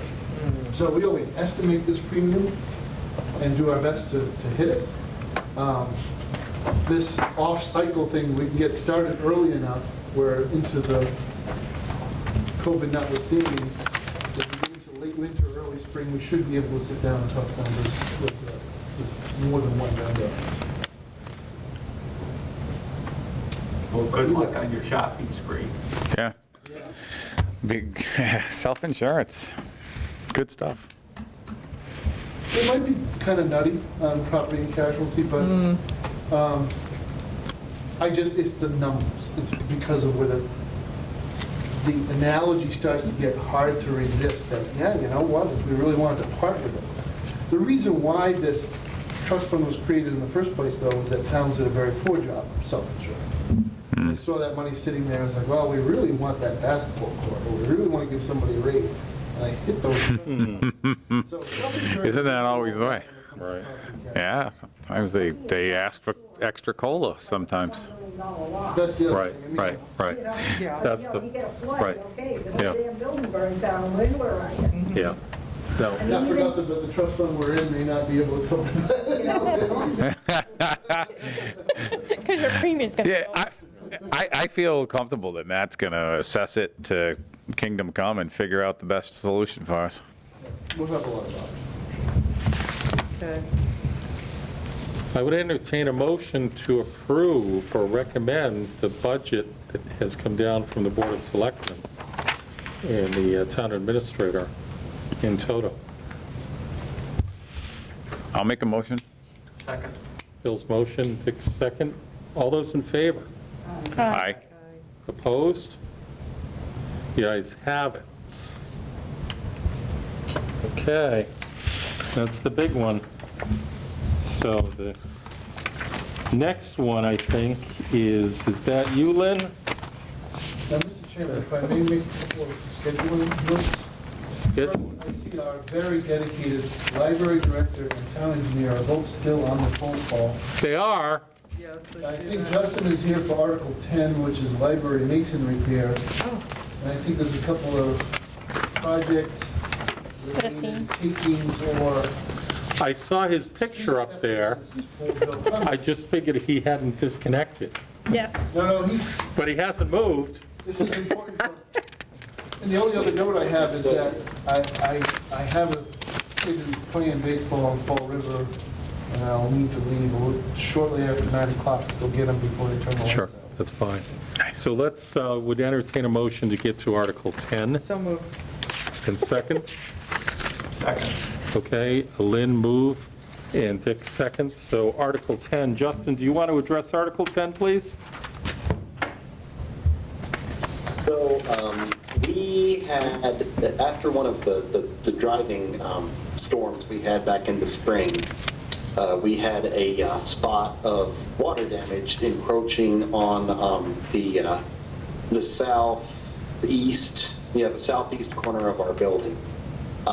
Adam, I, and his masonry guy looked at it, and he came up with a quote to repoint and fix the molding on the outside that the water was leaking in from. He also suggested bundling in with this request, fixing the front steps. They just need patched up ever so often because the concrete starts to crumble in the corners, and they have to be touched up to avoid becoming tripping hazards. And we also had an inspection by the one of the town, either the electrical or the building inspector, I'm not sure, earlier in the year that we failed due to a number of issues. And I was hoping that that would be a matter of a reserve fund transfer this past fiscal year, but with everything that happened, that got put on the back burner. So we just decided to bundle it into this request as well and make it just about, all the repairs that need to be done to the library at this point in time. We're actually renaming the article the library repairs because of the electrical. Okay. I would entertain a motion to recommend the approval of Article 10. So moved. Second? Second. So Dick's motion and Lynn's second. All those in favor? Aye. Aye. Opposed? Justin, that's up to 13,000, correct? Yes, sir. That's with the buffer built in. I think the number is going to be closer to 11.5 to 12. We like. Okay. So the motion will be, Up to, not to exceed. no, we will have to transfer an amount over. A specific number that won't be more than, at least what we've done tonight, won't be more than 13. Anything below 13, we voted to recommend. I would probably amend your motion to say that you want to approve it for 13,000. If it's not spent, it just goes back. If the article was closed. I think we just voted on the exact language here, which is not to exceed 13. This is a warrant article, so the warrant article is a broader article than what the motion would be. So I would probably make the motion to, and this would come from probably a transfer from free cash, an amount of 13,000 to make the necessary repairs for the library. So moved. I don't know the difference. I'm confused. I don't either. Because they're taking it from free cash and moving it over. I do understand that. Why is this one different than the last few? It's not different. Was it clear? Well, it sounds different. That sounds it. Because the wording doesn't have free cash in the wording. Is that why? Because you're not saying where it's coming from, like the vote to transfer? The articles themselves are very broad. Yes. So this is in addition to their normal budget. So the motion would be, I would transfer from free cash the amount of 13,000 to make the repairs to the library. It would be, the scope would be that. This tells the taxpayer this is what we're going to be Doing. doing. Yep. Or what you presented to the town meeting. What will exactly be presented on this article on town meeting night? The motion will be presented. So because this is a library, it may be a trustee that's presenting the motion. So the motion will be exact. The motion will be, I move to transfer from free cash the sum of $13,000. I'm sorry to slow us down. I know it's getting late, and I know Matt's got to leave. I want to understand this, and I'm sure I've been through this for years. I've got in front of me something defined as Article 10 to see if the town will vote. Are we not voting on that to recommend that? Right. You are, but you want to recommend the amount. So it wouldn't be not to exceed, it would be 13,000. Will I see that at some point before town meeting? You will see that, you could see that in the town meeting flyer, but you'll definitely see that when they make the motion on town meeting floor. So I guess you're okay with, as long as you understand that it's going to come from free cash and it's not to exceed 13,000, that should be fine, through your motion. Transfer from available funds. Are there any available funds other than free cash? Okay. So I'll move on, but if you're telling me, you want us to make a motion and approve it in a marginally different form, we'll do that, Jean. I'll defer to you. I'm okay with the way it is, as long as you understand that the motion will be from free cash, and I would like you to be aware of that. Okay. Okay. And there's 3, I noted, Article 10. Is that just something then that should be better worded before we get, is that all you're saying? Where earlier tonight I was fastidious with words, that you wish this one had better verbiage? No. Let's move on. I think I've got it. I've got it. Because I really want to hear about BBT before Matt has to Yep, leave. all right. Jean, are you satisfied? There's a motion that's, I believe we voted, it's been approved. And to the extent we see something, I'm not sure we voted. I think we did the motions, but did we all say aye on this one? No, we didn't. all right. I don't think we did. Favor? Aye. Aye. Aye. Aye. And then it carries. Thank you. Which ones? All right, so, thank you, Justin. And is there someone else up on that board that would like another article? Or warrant? There's Bill. Hi. Bill, how long have you been there? All happy. Okay, so I'm not sure of the number for the article, but we're looking at the Cedar Street taking. Yep. On my paperwork, it's Article 13. Yeah. Yes. That was 13. Okay. So you may recall, we applied for and received a grant for $500,000 to redo the Cedar Street Bridge with, under a Mass DOT grant program they have. We were awarded it. The repair we did a few years ago was a temporary repair. This is a permanent solution. We're going to go with actually a box culvert. And in order to actually install and construct this structure, there's a number of easements that need to be taken from abutting property owners. These would be eminent domain takings unless the selectmen come to an agreement with the landowners. They're relatively small square footages on each parcel. It's really giving the town the ability to get in and maintain immediately adjacent to the structure itself, repair some minor alignment issues in the road, and basically allow them to have temporary construction easements so they can place the structure and construct the structure.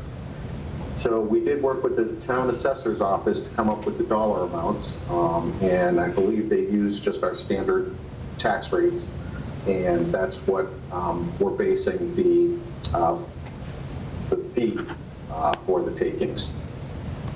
Same thing, Gene, right? 1,100 out, up to 1,100.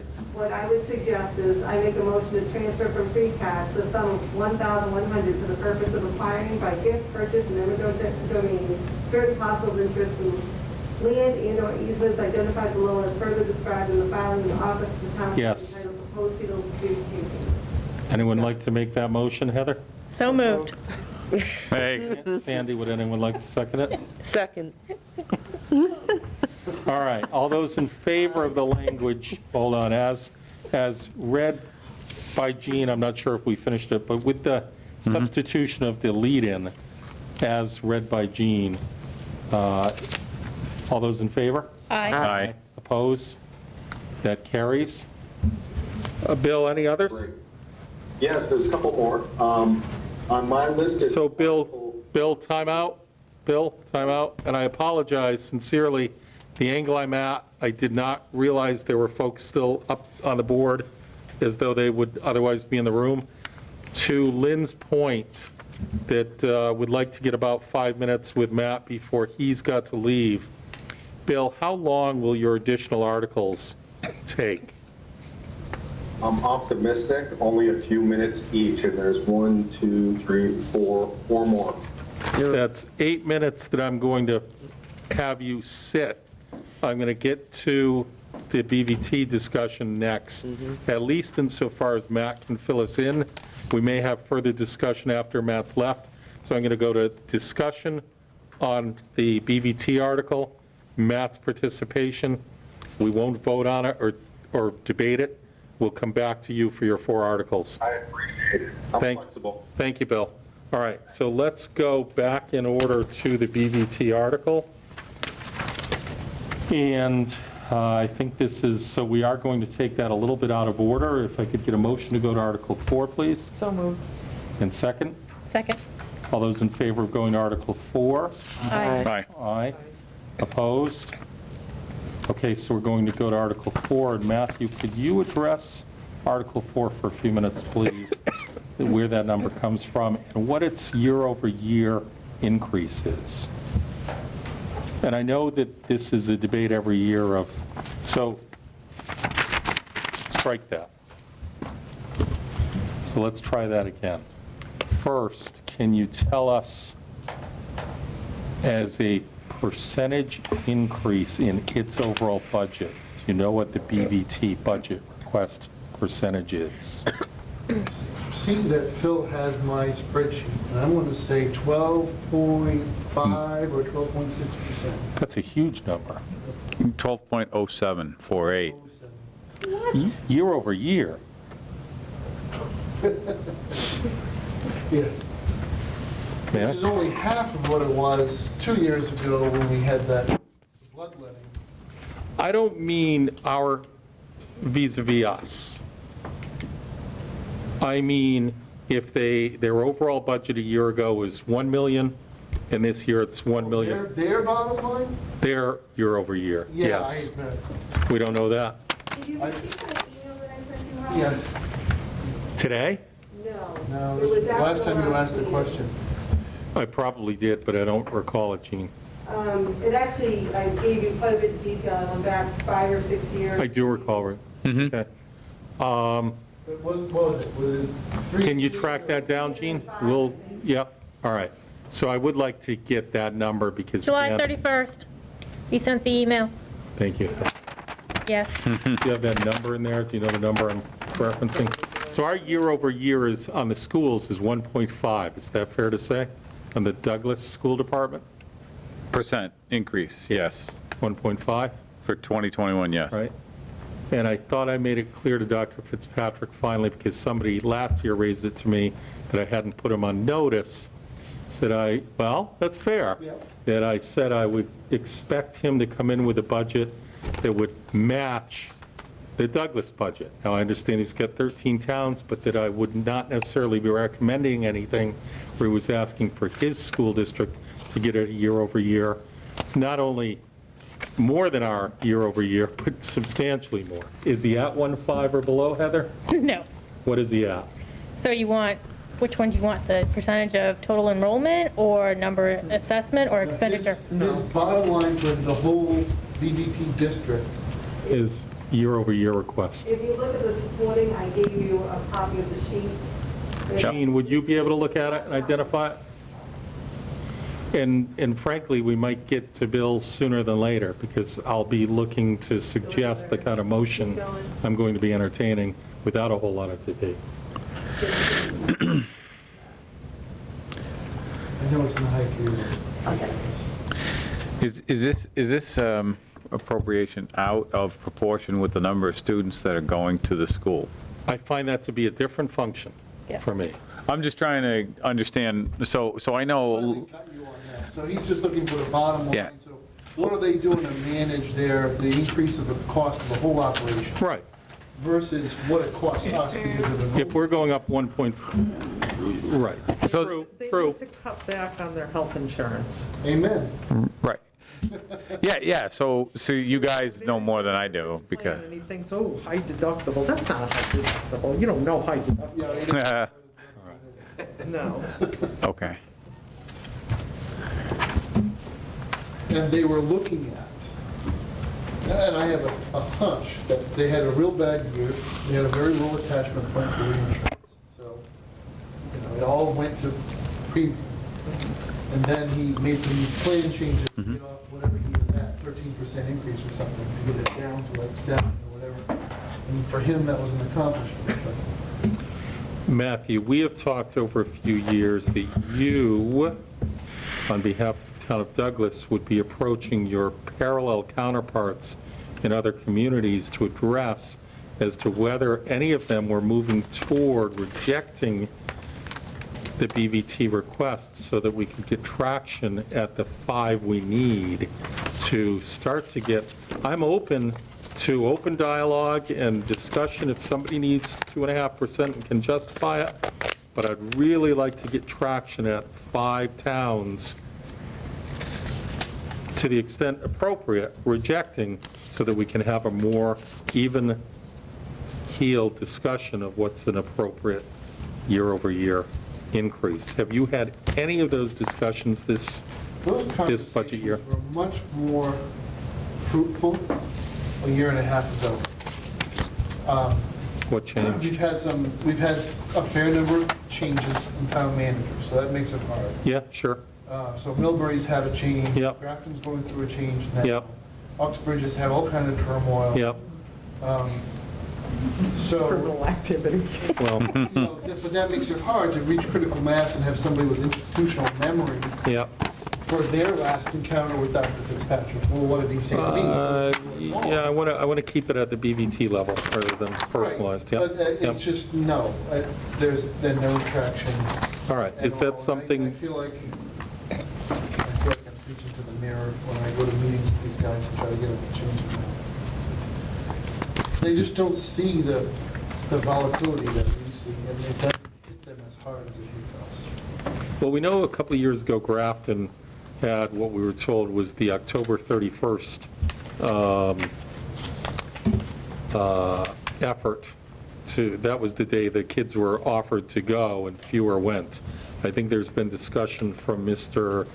Maines, I don't know how that's transferred the reins, but from Mr. Maines, we were starting to address the afternoon trips, one fewer trip, all of that. That goes to the issue of potentially lowering the number of kids. It's too bad the superintendent's not still on, because we've had this conversation, and I really think Dr. Vieira's in a good place. Fair, yeah.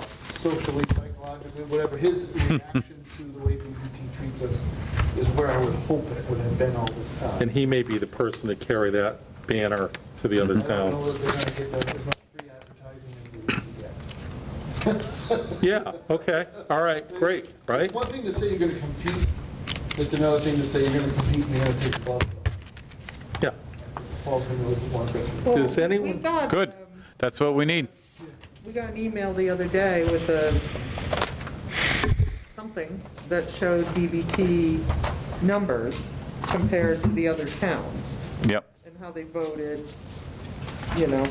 what what he's asking. They all said yes, except for Right. Oxford, because it doesn't apply to them. But I was looking at the numbers, and I think there was only one other town that had we had 104. Ours is going up. Yeah, I think that's right. That's a big number, $4 million. That's 25 per class. You know. So let's keep on a time frame. Does anyone have inquiry for Matthew before we'll let Matthew leave? No, I guess we should probably, All right, so Jean's coming with the answer to my question. Anybody else, Matthew, anything else you want to offer or add at the moment on this topic?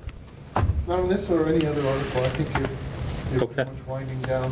Thank you very much for your time. Yeah. What the comp table is that, not this year, but next year, we're going to have to look at the way the comp table is structured. If we want to do some. Comp, as in comp, Compensation tables. okay? Salary comp. For this year, the only thing we'd be changing at all is we would add that position, that assistant chief position, to the M4 table. Yep, So that it's lawful to pay that person that salary. That's the only thing. okay. Thank you very much for your time this evening. All right, thank you. So- I'm going to take a moment, just a moment, literally a moment. I want to talk to Mr. Wojcik for a minute. I'll be right back. So Phil, there is a red phone here that says hang up. Yep. When your meeting adjourns, you just cursor, click, it'll give you another secondary menu. You sure you want to leave the meeting? You say leave meeting, and that cuts you off. Okay. But your mics are still hot. Yep. After, even if the meeting is off the screen and the phone call is ended, the mics are still hot. so how do you turn the mics off? You walk out of the room. Yeah. Hot mic. Hot mic. You don't want to have a strong Thurman moment. Yeah, this is it. This is No. good. Who doesn't love it? Yeah, 120. Wow. Yeah. Yeah, this is the number. You sent that to us yesterday or the day recently? No? Brett, wasn't I had it, but I think, yeah, this is good information. So he's going back to work and he wanted to just I only printed out the concentrate on that. shares, but if He'd you been look doing a lot. at the email, there was a couple more years Yeah. of the yearly assessment. Yep. Where's the pizza is what I want to know. I'm starving. I'm eating all day. 2 nights. That's what I was, You don't want to eat now. You won't sleep. I Yeah, will sleep. I was Trust like, me. thank I won't sleep for not eating all day. I'm with you. Okay. So,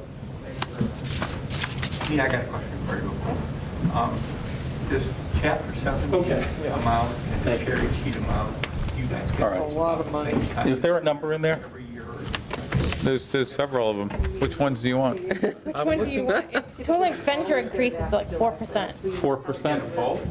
Okay, 0.9. so we can have more debate, or I would entertain a motion to recommend that the BVT budget be rejected by the town of Douglas. What happens then? Well, it doesn't have any teeth, does it? That's a different issue altogether, Phil. So it's just symbolic. No, it's not symbolic at all. It If just, 5 towns vote to reject the budget, then it's rejected. And you can't have 5 unless you have 1. Right, but you know that all the other towns voted already on their stuff and they've already approved it. If you read the town meeting survey, The one that you sent out that we requested, which was terrific information. they all held the town meeting with the exception of Hopedale. They held them prior to July 1st, with the exception of Hopedale, who held it on July 21st. And they all passed the DVT budget as presented. The only one we- but it puts, Could be good symbolic, gesture. Not symbolic. does Based on- put them it's- that we are It's not conscientious symbolic at all. with, they can't keep on, because I mean, if you look just at historical data, look across. Our member assessment, this is the highest, aside from 2019 was 8.23, so he did bring it quote-unquote back down, but it's increasing again another percentage point. So next year, you're going to anticipate another 1% increase. It is symbolic. I full disclaimer, my daughter goes to BVT. I think it's a great school, but we have to be conscientious too as well. The town can only afford so much. And at what point does it make sense to put them on notice that Our school department is cutting corners. What are you doing, BVT, Right, to our make school sure? department's The insight we don't get. Right. And I don't know if we can call the BVT school board into our, can we call them? Is it the school board? They come before us, right? Or they did. Come with Dr. Fitzpatrick. Dr. Fitzpatrick. And our local- We don't hear from the BVT We regional. do, we give them Right. one board member. So- That's elected. Yeah, so, And he's a fine gentleman. He's been here Yeah. year over Right. year. Yeah. So considering the time and everything, what would the effect of us actually making a motion and voting to reject that particular line item have the effect of doing? It would recommend to the town at town meeting that they also then vote to reject the BVT request for budget for this year. Then, when it's rejected, we have a contractual obligation that would say that to the extent 9 or more towns vote to approve the budget, we must fund the budget, our portion. And so at fall town meeting, would likely have a vote as to whether or not we were going to fulfill that contractual obligation. Of course, you could make an argument that perhaps BVT wasn't in compliance with its contractual obligations, but I just said hypothetically to make that argument for the record. But likely, Phil, in the fall town meeting, because again, it would be presented to us that 12 out of 13 had voted to approve. But I want to go on record again, I don't find it symbolic. I find it our duty for this board, for this town, to vote in accordance with what we think is appropriate for this town. It's got nothing to do with what the other 12 towns do, nothing. So, Mr. Chair, Yeah. reduce the request by the additional assessment of 101,025, because understand that the town has already been using a 1/12 budget. Right. And we have already paid DVT their first assessment that was due in August. Is that exactly 1/12 of the 1,42595? It is not 1/12. You submit a 1/12 budget, but you submit what you're paying for. That happens to be the expenditure. Fair enough, sure, yeah, okay. Yep. So I would reduce it by the additional assessment of a 101,025, and then you're funding your base budget, but you're not funding that additional assessment. You're not recommending that additional assessment. So the 1,425,950, we would vote to recommend that amount less 101,025? Yeah. I go back to, at the moment, I would entertain a motion to vote to reject the BVT budget request as it's been presented. And then, Howard, procedurally, would you insert a different motion then with a lower number? I would not. So the warrant, we would just vote against the warrant article as written? Is that- We would go to town meeting as the finance committee with a vote, to the extent the vote was, the motion was made and seconded, and then we had a vote, and whether it was 7-0 or 4-3, or it was rejected and we had to make a different motion. But it could be 7-0.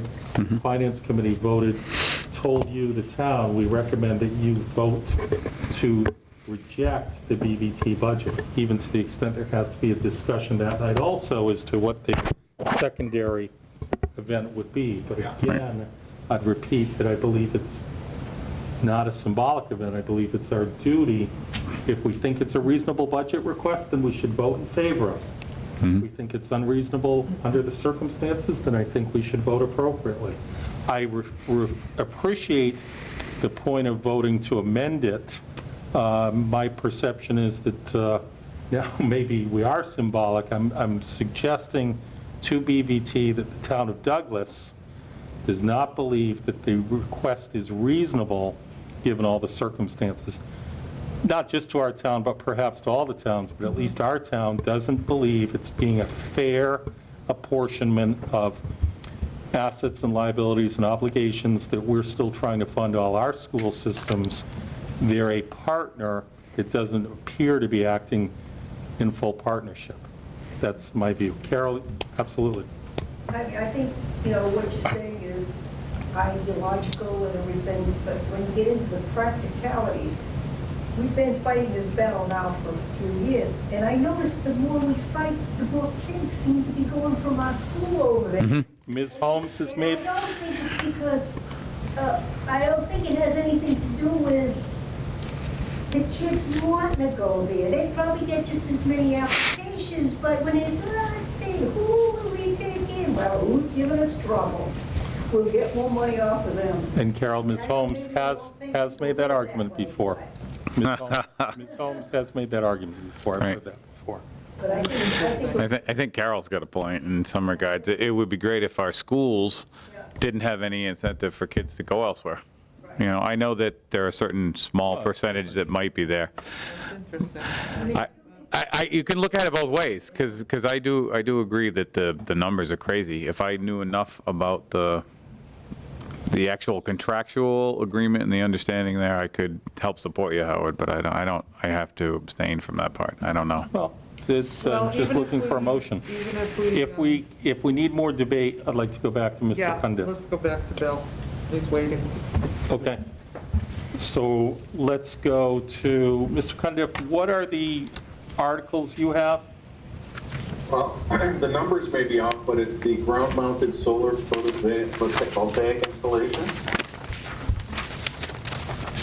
the amend zoning bylaw and zoning map, Preservation Park highway bounds appropriation, and street acceptance Woodland Road. It looks like 14. Is 21 the solar farm pilot? No, that's 14. Oh, 14. 15. Bill, what was the other one, Bill? okay. Preservation Park highway bounds. 17. Yeah, 14, 15, 17. A motion to take those in the next sequence? So moved. Second? Second.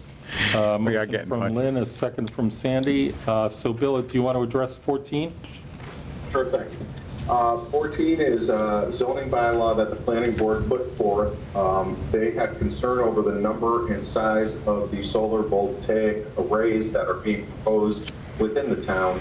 So they wanted to get something on the books that would give them the ability to receive submittals and then make a decision whether or not it was an appropriate proposal for that area of the town. As you can see, the proposal says the size, anything above 30 kilowatts requires a special permit in all districts. So that's saying that it's not just allowed, it's not allowed by right, whereas now it currently is. It says you have to go through this permit process and then obtain a special permit for this before the planning board will issue a permit allowing the use. It also will allow them to adopt their own local regulations, which get into the more nitty-gritty of the design requirements. Any debate? But you can go up to 30 on residential, right? But you have to go for a special permit to get that? Greater than No, 30. 30 would now be allowed by right. So right now, today, any size solar array is allowed by right. We picked 30, we used the number of 30 kilowatts or less being allowed by right as a residentially scaled system because it was consistent with what we had previously adopted with regard to wind farms.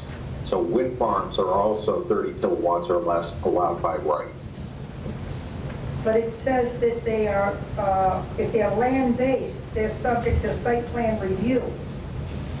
That is correct. So it means that well, right now, if hold they're on. land-based, they're not subject to site plan review, right? Hold on a second.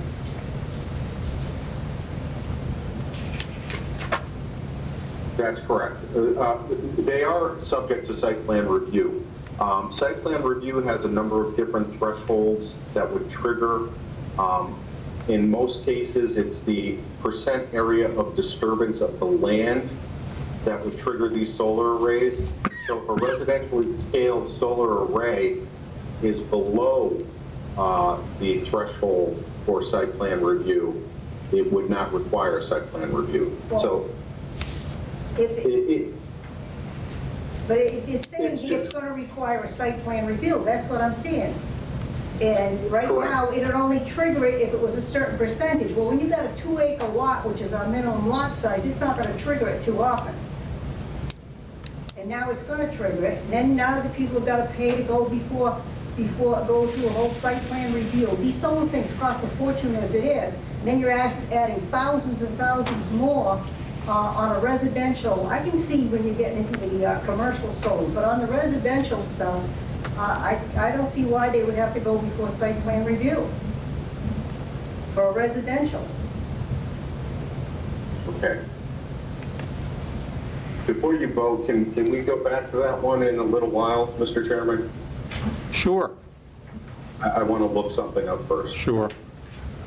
And I'd be interested in understanding what 30 kilowatts. Well, the other thing that kind of bothered me about this, because when I read this, I said, I really don't know too much about solar, so I thought I'd like to know. So I said, we got a big new solar company here in town. I'm going to call them and see what their opinions are. And I asked them, I said, did anybody, reach out to you to help draft this bylaw? And no one even reached out to them. Now, I would think the first thing you would do if you're going to draft a bylaw, you'd reach out to the company in town that knows the most about it. And that didn't happen. So let's go to Article 15. Okay, Mr. Chairman, I apologize. You're okay. I'm looking, I don't know how this happened, but I'm looking at, the version I'm seeing in the report is not the latest version that was discussed with the planning board. So it looks like you have an outdated version. So to Carol's point, I don't know if I can do screen share. Matt probably left, so I can't do screen share. But if I could just read quickly a couple of items. You can do the share screen. You can hit the share screen. The first sentence. Do we have to give them permission? Yeah. No. Do you want to? Yeah, let's just read it. Go ahead, Bill, read it. Okay, so under residentially scaled, where it says residentially scaled land-based solar, we struck land-based throughout the document. So it should read, there's an insertion that I'll point out, but it should read that first paragraph. Residentially scaled solar array, a residentially scaled solar photovoltaic system, comma, whether ground-based or rooftop-based, comma, including ground-mounted, and the rest is the same. The next change was to the table, we struck land-based. The next change was in the first footnote, and this is significantly changed, so I'll just read it the way it's revised. Footnote number 1, residentially scaled solar arrays that comply with building setback requirements and requisite lot coverage requirements are exempt from the site plan review under section 9.4 unless other aspects of the project meet the section 9.4.1 criteria requiring site plan review. So in other words, if a residentially scaled system triggers site plan review, it will go through site plan review. Or if it's within the side yard setback or front yard setback of a lot, then it would require site plan review. Otherwise, it would not require site plan review. The last change is on the second footnote. We inserted the word scaled after residentially. I'd be uncomfortable voting on this. Yeah. Sure. Agreed. I like to, Sure. I'm more of a visual person. Can we make a motion to do it until the meeting? That night, Before the, before the meeting, that day before the meeting. Absolutely. Can we, sir? So I'll make a motion to table it until the meeting on the night of the meeting. The day of the annual town meeting. The annual town meeting, thank you. 10 o'clock, is it September 10 12th. o'clock Yes. in the morning? So yeah, I think it's daytime, yeah. Verbiage. Yeah, Right. okay. And can you define setbacks? What's that? Yes, setbacks are on any buildable lot. Yes. Bill, I think she's saying define it in the proposed language. Oh, I see. I see. Okay. So I've got a motion from Phil to table this until the meeting right before annual town meeting. A second? Sandy? Second. All those in favor? Aye. Aye. Opposed? Perhaps we can get that email Sure. to us. Sure. Thank you. That passes. Moving it along. So Article 15? Article 15, amend zoning bylaw and zoning map. Essentially, what this article does is compile the last number of zoning bylaw changes that had occurred to our zoning map and compile them on our official town-wide zoning map. So, in other words, we're creating a new map that incorporates the previous things that went to town meeting and were approved. I'll make a motion to pass. To approve or recommend? Article 15. So moved. Second? Second, it's fine. Phil is second. Carol with the motion. Phil with the second. All those in favor? Aye. Aye. Opposed? That carries. Thank you, Bill. And then 17, Bill? 17 is Preservation Park Highway bounds. The planning board has been making a practice on the older subdivision projects that don't have monumentation because for a variety of reasons they did not have sufficient surety to complete the project 100%, that they've been asking the town for some funds to install some survey monuments at various subdivisions. The last time they requested the same dollar amount was for some roads at Shady Knoll Estate, Downs Road, Manzi Way, Crescent and Essex Street. This time that they want, they're requesting funding for monuments for Preservation Park, which is Conservation Drive. Bill, are there any more outstanding subdivisions that need this yet, or is this the last one? Oh, no, there's a number of them, Dick. I do have a chart. Let me just see if I could quickly pull it up. So including the one that we've already approved and this one, there's a total of 309 bounds that were shown on plans and that we throughout the town, and I'll just list some of the projects: Brookside Estates, Colonial Estates, Darling Way, Douglas Hill Estates, Fairfax East Development, Fairway View Estates, Bambara Overlook, Pine Needle Park, Preservation Park, Reading Landing. I'm not sure, Carol, if those had bounds. Shady Knolls 2. So that's a conservative number, but we're trying to peck away at that. And the motivation from the planning board is that, number one, it should have been done when the projects were completed. In these cases, the developers generally went bankrupt, and we had insufficient funds to complete that portion of the project. It's an added expense for the landowners out there to run in survey control from further away from the sites. Right. And it defines the roadway edge. Thank you, Bill. Yep. Gene, I have a question here on the verbiage. This one does say, "Will vote to raise and appropriate the sum of." What does that mean? It means that we're paying out of our available revenues, so similar to the main budget. So could that language that we've used in the previous articles be put into this article? This is specific. The other ones are raise and appropriate annual transfer. This is telling me that you're going to raise and appropriate these funds. So this is specific language. So you have to approve this one. And this is in addition to the regular budget. This will come out of the general fund. So that 70 grand is going pretty quick.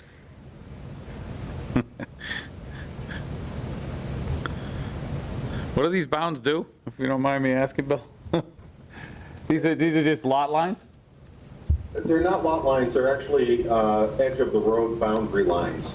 If you have ever seen on the edge of a road a concrete bound that maybe sticks up 6 inches, it is often at property boundary locations, but doesn't necessarily have to be. It's the road edge, really. Okay.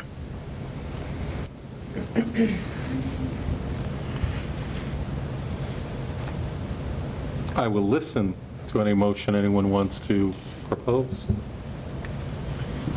I make a motion that the town vote to raise and appropriate the sum of $12,500 for Preservation Park Highway Bounds, Article 17. Second. All those in favor? Aye. Aye. Heather's motion, Dick seconded, opposed. That passes. Howard, doesn't each warrant article at the town meeting have a sentence where it says Finance Committee Yes. Recommends. recommends, Yeah. recommends, or Right. passes, right? Right. Right. And I think those, Gene, does somebody take those notes off of our tape tonight? Right? That would be me. Right. And so far, I think we've been unanimous in anything we've approved. And I will be sending them for your approval. Right. Specifically, the finance committee does that. Right. So if those get included as part of the FinCom flyer, so on the bottom of each article, Right. it tells you what your vote is. Yeah, And okay. whether or not you're deferring your vote, so We still have a lot of articles. here. Yes, we do. So are we done with Bill? Bill, anything else? There's one more. You have one more, Bill? I wanted to ask you if you want me to take, I don't know if you spoke about abandoned Old Douglas Road or if you had addressed street acceptance Woodland Road. we have not. So I see 19 is Woodland Road. Where is the other one, Bill? Okay, I don't have your current list. Yeah. The list I'm looking at has abandoned Old Douglas Road. I don't know if that's still on there. I don't believe it is. I don't, I don't see it either. No. Okay. Been I can hold off. So Woodland Road, you said it was number 19? Article 19. we're going to make a motion to entertain Article 19 out of order. Why don't we make a motion to take the articles in the order the chair recognizes? Okay? So moved So moved. by Heather and seconded by Lynn. Seconded. All those in favor? Aye. Aye. Opposed? Okay, so that carries. So I'll recognize the discussion on Article 19, the Woodland Road article. So Woodland Road is a subdivision road that was initiated probably around mid-2000s. It's taken a number of years for them to build it out, and really they're at a point where they've constructed the majority of Woodland Road. Basically, this article has been put forth through a statutory process from the developer to seek that the town take over and make public this portion of Woodland Road, basically from South Street to Old Farm Road. And basically that would mean the town then becomes responsible for plowing and maintaining the road. From a construction perspective, we have been working with the developer. There's been a number of punch list items, let's call it, that I've worked with the highway department and the developer that they're actively pursuing to get resolved prior to town meeting and road acceptance. Are they all 100% complete? No.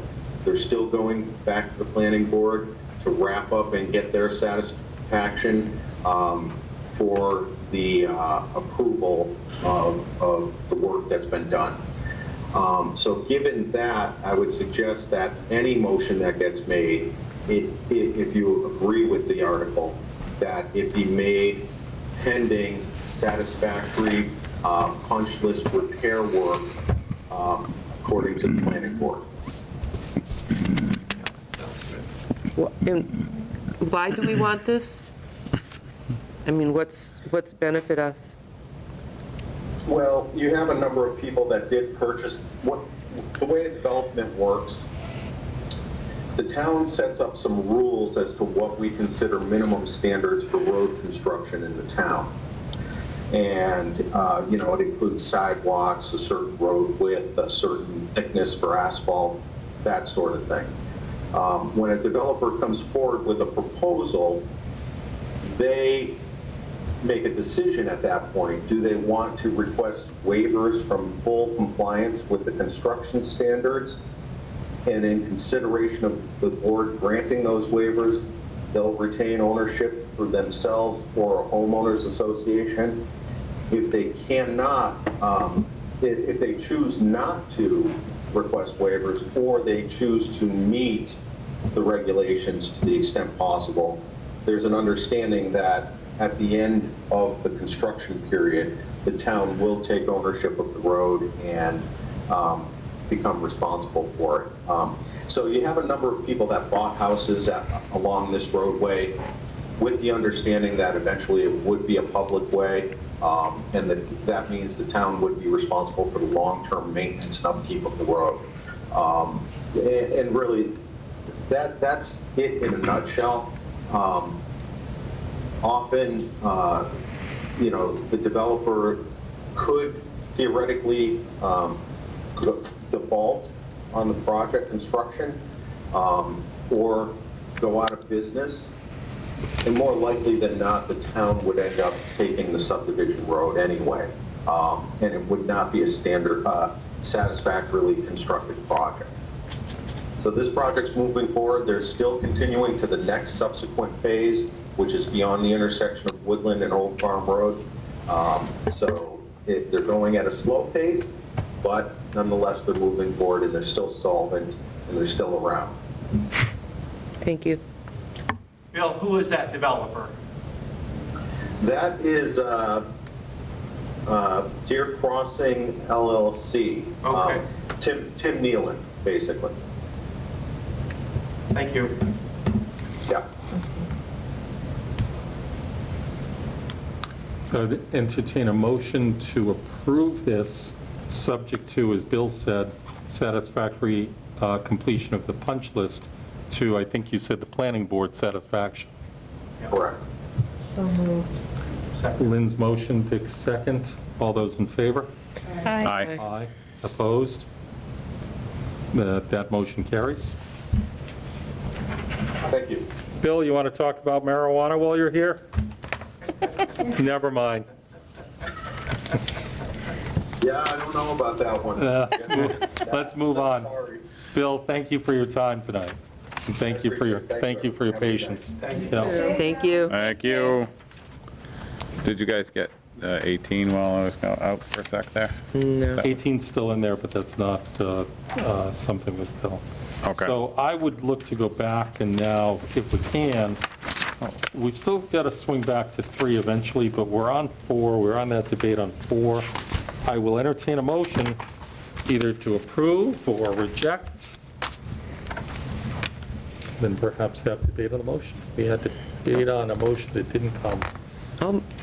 But I would entertain a motion to deny the request. Yeah, to reject. I make a motion to reject the Blackstone Valley Vocational Regional School District budget proposal for fiscal year. Any second? Dick? So Sandy makes the motion, Dick seconds it. Any further debate? I'm afraid to reject it based on what Carol said now. So the additional assessment, they're not going to get that, correct, Carol? I'm sorry? The additional assessment, Jean, the 101,025, that's what they wouldn't, we don't have to pay that? No. Well, We got to pay it. We're going to reject the whole thing. We're going to reject it. As the 1.4 is requested. 1 of 13 and 9 of the 13. I know. Approved the budget. We are going to have to pay our share. But you're sending, if you vote, well, you're only sending a message to the town. Right. And then if the town goes with your motion, then it goes to BVT and to the other 12 communities, that one of the 13 towns rejected the BVT budget, so that they know that a town is out there that this year rejected the budget, although had to come back around and cover it. You're still hoping to get 1 or 2 other towns to get that message perhaps, and then join in next year So you've got 2 or 3 and beyond. I get Carol's point, I've heard that before. That was not consistent the following year when we again rejected, I think, and our numbers nonetheless went down. My only concern is, again, because of the 1/12 budget, we have already made that first payment towards the assessment. So the town has paid 1/4 of the assessment already. I equate taking out the additional assessment, I equate the other thing to almost like a net school spending. So they're spending $1 million over what they have to spend. And that's why I look at that number as a way to also give the message, like, we can't support that continual increase every year. I understand your position, and I think, I think a conversation has to be held with the other communities, and maybe at the finance committee level. For me in the debate, the 101 number is, I suppose, in my mind, too subtle, either as what you're trying to suggest to BVT itself or to the other 12 towns. But so procedurally, so let's say we come to the town meeting and at the end of our courses, the finance committee does not recommend this. Right. The motion comes to the town could still pass it, right? Sure, yeah. Sure. Or somebody could come up with an amendment. Sure, yeah. Like they might say, well, why does FinCom want against it? We want the chairman to speak. So Sure. you speak, and Yeah. then somebody says, well, I'd like to offer an amendment for a lesser amount. I mean, all kinds of things can happen. Sure, absolutely, yeah. Basically, the Board of Selectmen have approved it. This is No. their- No? No? Okay, Nope. all right. No. We place the article as it is given to us by EBT, so this is their language that they gave us for the article, and that's why it's part of the special article instead of, it's Right. part of the main omnibus budget. 3 or 4 years ago, we separated it from the school numbers, so it got its own treatment. So this language is from EBT. Okay. Lynn, it's not to say that later you won't likely pay it. Oh, I It's know. just trying, yeah? Yeah, I know we're going to have to pay it. You know, and I get Carol's argument, I respect it. It's just 2 different schools of thought on it. So basically, we're saying to the townspeople as a committee, if we vote no, we don't endorse it, but it's still up to the town meeting to decide. Yeah, and Dick, even, I think we did have a year, 3 or 4 years ago, 4 or 5 years ago, where the town resoundingly did in fact reject the request. And it went to BVT, and I think that's Carol's perception, and that's what Pam Holmes had articulated a year or 2 later, that within a year or 2 after that, I think our numbers went up. Carol's argument is that perhaps BVT and its screening of incoming students said, hey, we're going to show a little lesson. I guess I don't get blackmailed so easily. Well, I mean, if you look at the numbers here, you see them going up. So it's like, Yeah, that's a big debate. they're sneaky, or maybe we gotta be sneaky. Well, I don't know if I don't know Would if that I'd be go the on only record. reason our numbers are going up, though? Yeah. is I it- think there's other factors. Is it because the school system How are we doing on it? here You're right. is just not, Right, There was uncertainty. yeah. right. There was uncertainty this year? No, was not in the this year, past. but 5 in years the ago. past In the years, there past, was yeah. uncertainty by the time your kids got to high school, the opportunities, and I'll just leave it at that. That's 4 or 5 years ago. Right. Right, And I right. think where we are today is night and day. They have leapfrogged the school system, they're trying to, The Douglas school system has done the Yes. leapfrogging. Yes. Yes. Sure. and so they're trying to compete with the North Fork Aggie, as well as the BBTs, to make sure, or kids school choicing out in high school too. They're not just staying in Douglas, they're going to other, they're going to Nipmuc and everything else. So, I mean, but I think it sends a message that it's unsustainable if you look at the number that what's given to school board versus what goes out to Blackstone Valley as well as Nipmuc, not Nipmuc, North Fork Aggie. Right. It's unsustainable. We don't have an industry in this town. Without the industry in the town, the school budget is a vast majority of your budget. So it sends a strong message to where our kids are educated. It's unsustainable. We may be the first one that starts it, but I think we need to network with other finance committees to have them come forth and go, are you seeing what we're seeing? Because look at your numbers. Is this sustainable? I mean, Grafton just barely got their override passed. Yeah. To me, I think BBT plays on the idea that each town looks and says, well, the other 12 towns did it. Right. We might as well do it. So unless you start, unless you're somewhere, to your point, Heather, unless you're one and then maybe get to 2 and 3, and you're not trying to cripple them, you're not trying to cut their budget out from under them, you're just trying to get both school systems for Douglas to operate on even math. And, you know, the simplest thing I remember was when the fees for the sports fees for a BVT kid were like $75, and our kids were $200, or even one year $300. And we were sending the money to BVT for them to, and to your point of competitiveness, it's the strangest thing. It's not the way kids in 8th grade and their parents should decide where a kid goes to high school to make their career choices when they graduate in 12th grade. But parents and kids were deciding to go to BVT because the sports fees were cheaper. And that's not what we should be advocating. No. So, All right, anyway, so- debate, anybody? I speak too much. There's a motion on the table, so let's, unless there's more debate. So all those in favor of Sandy's motion to reject the BVT request, say aye. Aye. Aye. And let's do a roll call. Sandy? Aye. Dick? Dick, aye. Heather? Aye. Lynn? Aye. No. Carol? Phil? I have to abstain. I don't know enough about the calculation methods to make an intelligent answer on this one. So aye. So 5 in favor of the motion to reject, 1 against, and 1 abstention. And I'm no fan of BBT. No, we get it, Carol, and I completely appreciate your argument. And people here are big fans of BBT, Yeah, I mean- right? That's not the issue. No. That's not the issue. I'm a fan of, Lynn, you're a fan? I'm Oh, a yeah. fan of Yeah. BBT. I'm not a fan of the way it's run. That's a different issue. Right. Right. I guess that's what I'm saying. I mean, I hired people who came out of BBT. Yeah. And, you know, my grandsons are friends with them, but it's just, I'm not wild about how they run it. I guess that's what I'm saying. Exactly. Right.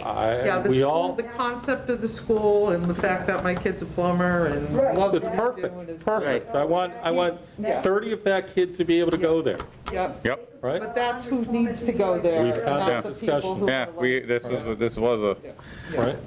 past All right. discussion. So, thank you all for My the, stomach is auto-digesting right now, just so y'all know. Is that what that noise was? I thought it was the heater. I'll entertain a motion to approve all the other, no, I'm sorry. So let's go to Article 3, Salaries of Elected Officials.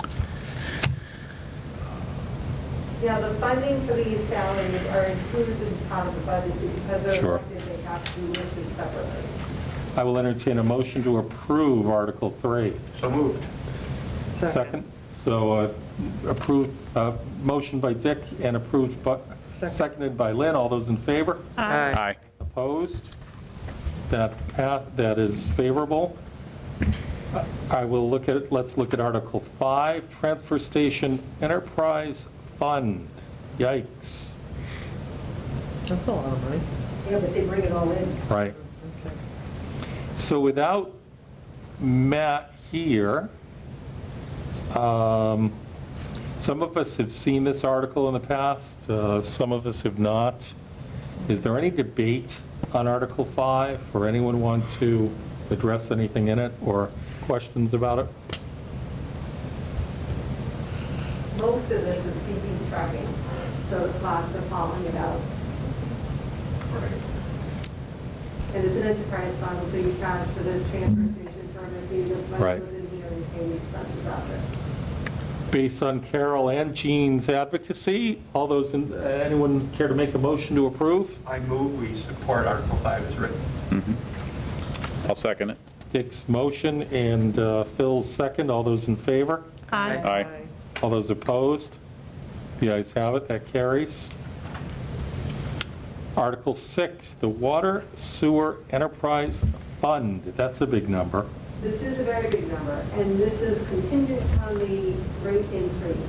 They have not had their hearing on it, so if they do not, if that's not supported, this article will be decreased because they will have the current structure can't support this funding level. I will entertain a motion to continue this article until our hearing on September 12th, when we may have both more information and somebody additionally prepared to talk to us about it. So moved. Later office, yes. You believe what? The rehearing is going to be held later in The office. additional information, right? Yeah. So, Oh, okay, so it won't, continue. Dick? Second? Second. Carol, second? are we saying, Excellent. I'm Participating? I'm a little bit lost on what we're voting for now. We're voting to continue the discussion on Article 6 or table it to the pre-meeting on September 12th before the end of the Okay, so in other words, the meeting that Gene was talking about will be held in between that time? Correct. The meeting in August, Okay. later in August, that will add additional information, Phil. Got it. Thank you. Having Do you need a breakfast on coffee? the lawn. No, I'm good. All right. I'm okay, all right. good, I'm just, So Dick's motion, Carol's second. All those in favor of moving Article 6 out for debate to September 12th? Aye. aye. All those opposed? The ayes have it. Article 7, the, What's PEG? This is your cable. Okay. So the money, we receive money from Charter from the subscribers, and that goes into a receipt reserve appropriation account. It's similar to how the ambulance is run. You have to transfer the money from that account to the general fund to fund cable, like Pat's listening right now. So that's to pay for the reporting assistance, it pays for the cable coordinator, and any expenses related to the cable. What does PEG stand for?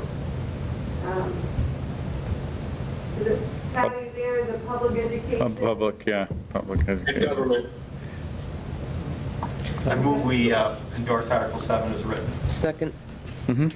Dick's motion and Sandy's second. All those in favor? Aye. Aye. All those opposed? The ayes carry. Oh, God, this is a big one. Yep. I'll email you the acronyms for it. Okay, so Article 8, right? Look at that, baby. This is reoccurring, you see this every year. The only thing that changes in here basically is the date. This allows the ambulance to take in their receipts, it allows the Simon Fairfield Library to retain their fines and fees, and it goes into revolving account to be used for those purposes. So this is a reoccurring article. So there's nothing really different? There's nothing different other than the date change from fiscal 20 to 21. Okay. It does say recurring business. Okay. Motion anywhere? I'll make a motion to approve it as written. Article 8, Phil's motion. Second. Dick's second. All those in favor of a motion to recommend approval? Aye. Aye. Opposed? That carries. There's a whole bunch of pages to it. It feels good. Yeah. Okay. Post office. 11 is in there, is hidden. Are we doing 9 first? Yeah, I didn't have 9. 9, 9 is right on the Did I personal miss 9? bylaw. Where'd flip, 9? flip by the side, right there. Flip your, turn your. Article page. 9 is Right back there. Personnel. personnel bylaw classification update. Oh, boy. I missed that. I still Yep. can't find it. Okay. It's a long one. Page 4. Oh, boy. Oh, This is what Matt was talking about earlier. This is all the steps. So my comment on this, there was an assistant fire chief added to M4. Mhm. It contains a full increase of 1.75. Mhm. And then under the miscellaneous and the public safety, you'll notice there's a step 0, Yeah. a grade 0. That will change based on the state minimum wage going up. So right now it is at $12.75. That is proposed to be changed as of January 1st to $13.50. So we once that gets changed at the state level, we do adopt that on the town side. So that would affect step number 1, 2, and 3. Anybody who was on that step would be automatically increased to the new minimum wage. And that's the last note in the article, correct? We did Right. have that this year Yeah. because it's going to happen every year. For clarification, sure. I have a question. If someone is, like this new assistant fire chief, Yep. who, if he's hired from within, at what step does he start at? That's based upon experience. The grade is defined by the compensation chart, but the step that you place down is based upon the experience you come into. That's under the contract, I would assume, right? It's negotiated, how the chief and Matt would negotiate what step they would be on. Okay. It's not always step 1.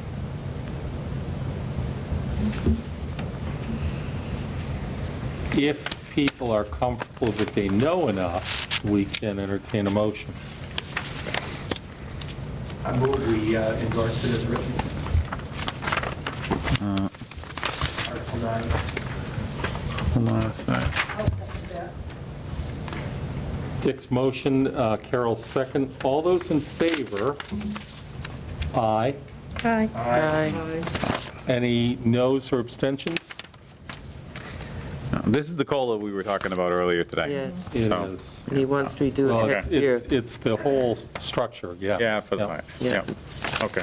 All those in favor? Aye. Aye. Any against or any abstentions? No? Okay. You have foresaid Article 11. Gene, where does the money come from for the post office painting? That is going to come from free cash. That is actually written in the article. Oh, yeah, I didn't see that, sorry. Yikes. Didn't we talk about, like, getting BBT students to paint the post office? I think so. That'd be appropriate, right? I mean, I know that the shops are not they're not sending people out right now with the COVID, so that's probably not going to work if it's contractually that we have to paint, like, didn't we say it was a contractual thing? As required by the lease. Yeah, Yes. it's required release, but it's also the exterior of the building. So I don't know what. Yeah, I don't know if they do. It's brick. Well, you got trim, And what are we getting for rent? $60,000. We get enough in for rent. Yeah, what do we get for rent on this? It's a huge number. That's a big number, I think, for Yeah. painting a Do you brick guys want to go building. paint it this weekend with me? Yeah, Right? I'll take, We'll that's take good, half that's that. good work for the We'll take half weekend. that I'm stuff. going to the beach this weekend, let's put it off to next. Gene, what do we get for rent a month on that? Minimum wage, Yeah. that's where. Yeah, that's because it's a Sure. federal thing, you have to pay federal dollars, yeah. It's a big number, though. Oh, it's a big number per hour, you should see that. Sorry, 48,000 annually? 48,000. Yeah, so, When How long- did these come up again? How long do those leases run? I don't, I'm not going to comment. Okay. 5 with a 5-year, I'm not. Okay. So it's not a municipal building, it's a town building? We lease it to the post office and the senior center is on the. Okay. Yeah, you learn something new every day. Normally, a lot of these buildings are federal already, right? Adult center. No, post offices are shockingly almost always The adult leased, fun center. even from private enterprise, Phil. Okay. How great a lease is that? Yeah. That's really nice. I gotta sign up for that Except when you deal. got to pay 60,000 to paint it. Seriously. Yeah, oh, Somebody negotiate that. So I don't know more about this. Is there something that, was it out to bid? Were there multiple bids? Is it, like Carol said, is it, Yeah, we had a discussion about this Yeah, back we when he did. came back in February. Yeah. because I remember. what department does this fall under? Yes, Right. Right. yes. Just buildings and maintenance, or So, I mean, it's, what department does this fall under? I don't remember the discussion. right, but I just, Economic development? no. Public building maintenance. Yep, Okay. And so this, Standalone So this would, even if it came in lower, it would not be used for anything else unless it was transferred to another article. So we did this, last time I did it, we paid less than 30,000 for it. I believe, and you see some complaints about the painting job. So. Are you kidding me? They didn't know that this was an expenditure they needed to do this year? Like, wouldn't it be normal part of the, either CapEx or part of their bid building? It's on here, it has to be completed.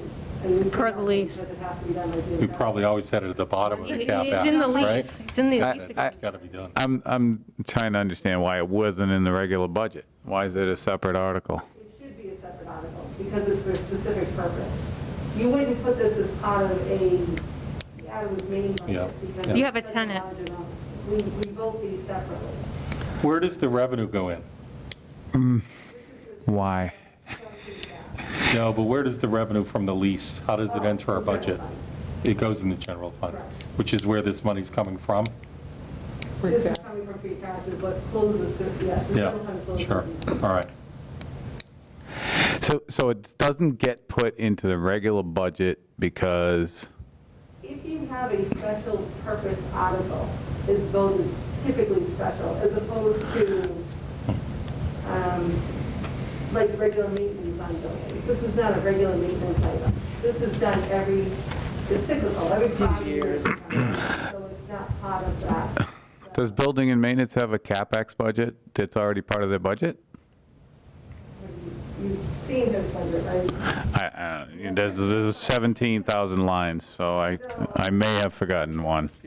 So I will entertain a motion for the Finance Committee to take no position on Article 11.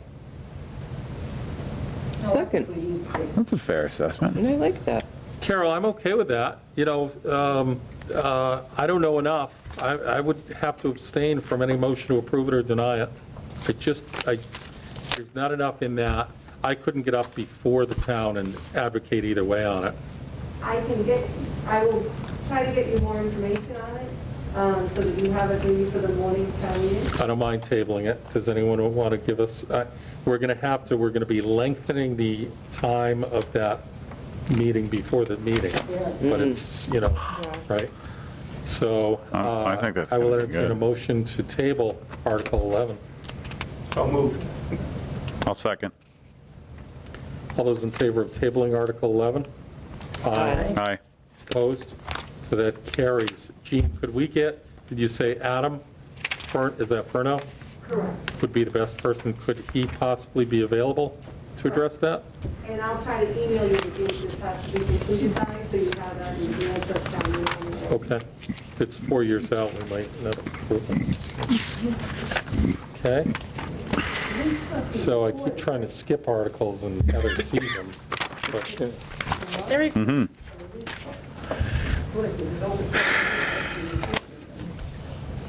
18, grant of easement. We missed one, didn't we? I certainly hope not. No. I think we're at 18. 12? Oh, that was the one we already did. Yeah. You already did that one. Sorry. Yep, I didn't have to check. next That's to the it. next Tuesday night meeting. What's that? Article 12 is the next Tuesday night meeting. Will be revealed. Right. It looks like just an easement, right? That's a Board of Selectmen thing. Anybody a motion? I make a motion to accept Article 18 as written. Sandy's motion, Dick's second. All those in favor? Aye. Opposed? The ayes carry it. Article 20. Aha. Oh. Do you know the background to this article? I do not. We want to increase our number of weed licenses So this was a here. Board of Selectmen. They had a great debate. I think Carol came from Uxbridge, who has the... Caroline? Caroline, yes, I'm sorry. Caroline, yeah. The marijuana, and she was advocating to limit the numbers. The Board of Selectmen came back, I think you can go back and review, but they basically wanted flexibility. That's all I recall from Board of Selectmen meeting. She doesn't want the competition. Right. Correct. I So, saw there's a place right next to hers that went in Cultivate. right, and then that's what she just talked about. So Is that a growth place? Wait a minute. Isn't Article 20, Marijuana? what does it say, alcohol, sale of alcohol? Yeah, that's what I'm wondering. beverages? I keep reading that, and I think I'm tired, but what You is can't this? sell them Well, together, you can't sell them together in the same establishment. I think What? is Or retail sale of alcohol. I've never heard of to be that. drunk on premises were sold. Yeah, That's what the masks are so horrible for. I can't see what your actual intent of the comments are. I'm like, it could be, you're right. Smile or look at it. yeah, it could be great, it could be disinterest, it could be anything. Gene, is this properly written? Yeah. No idea. They're tying it into how many licenses they give out to sell Correct. alcohol, that's all. Plus the licenses of Shall be marijuana. limited to the greater of 3,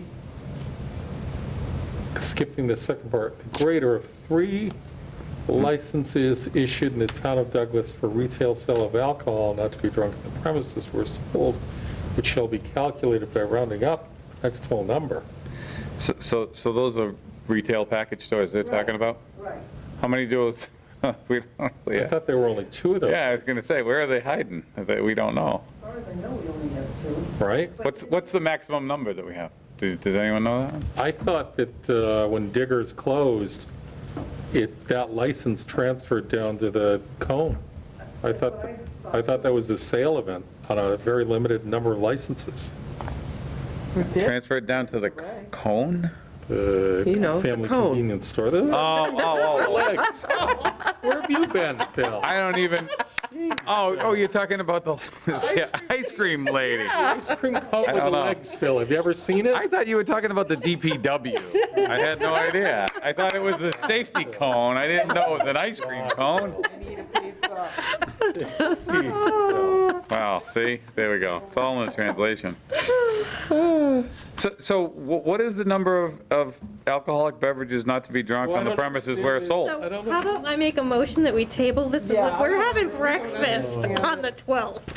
Well, a number I of, think we ought to vote on it. so let's see, Yeah. maybe from means the original one is unreadable.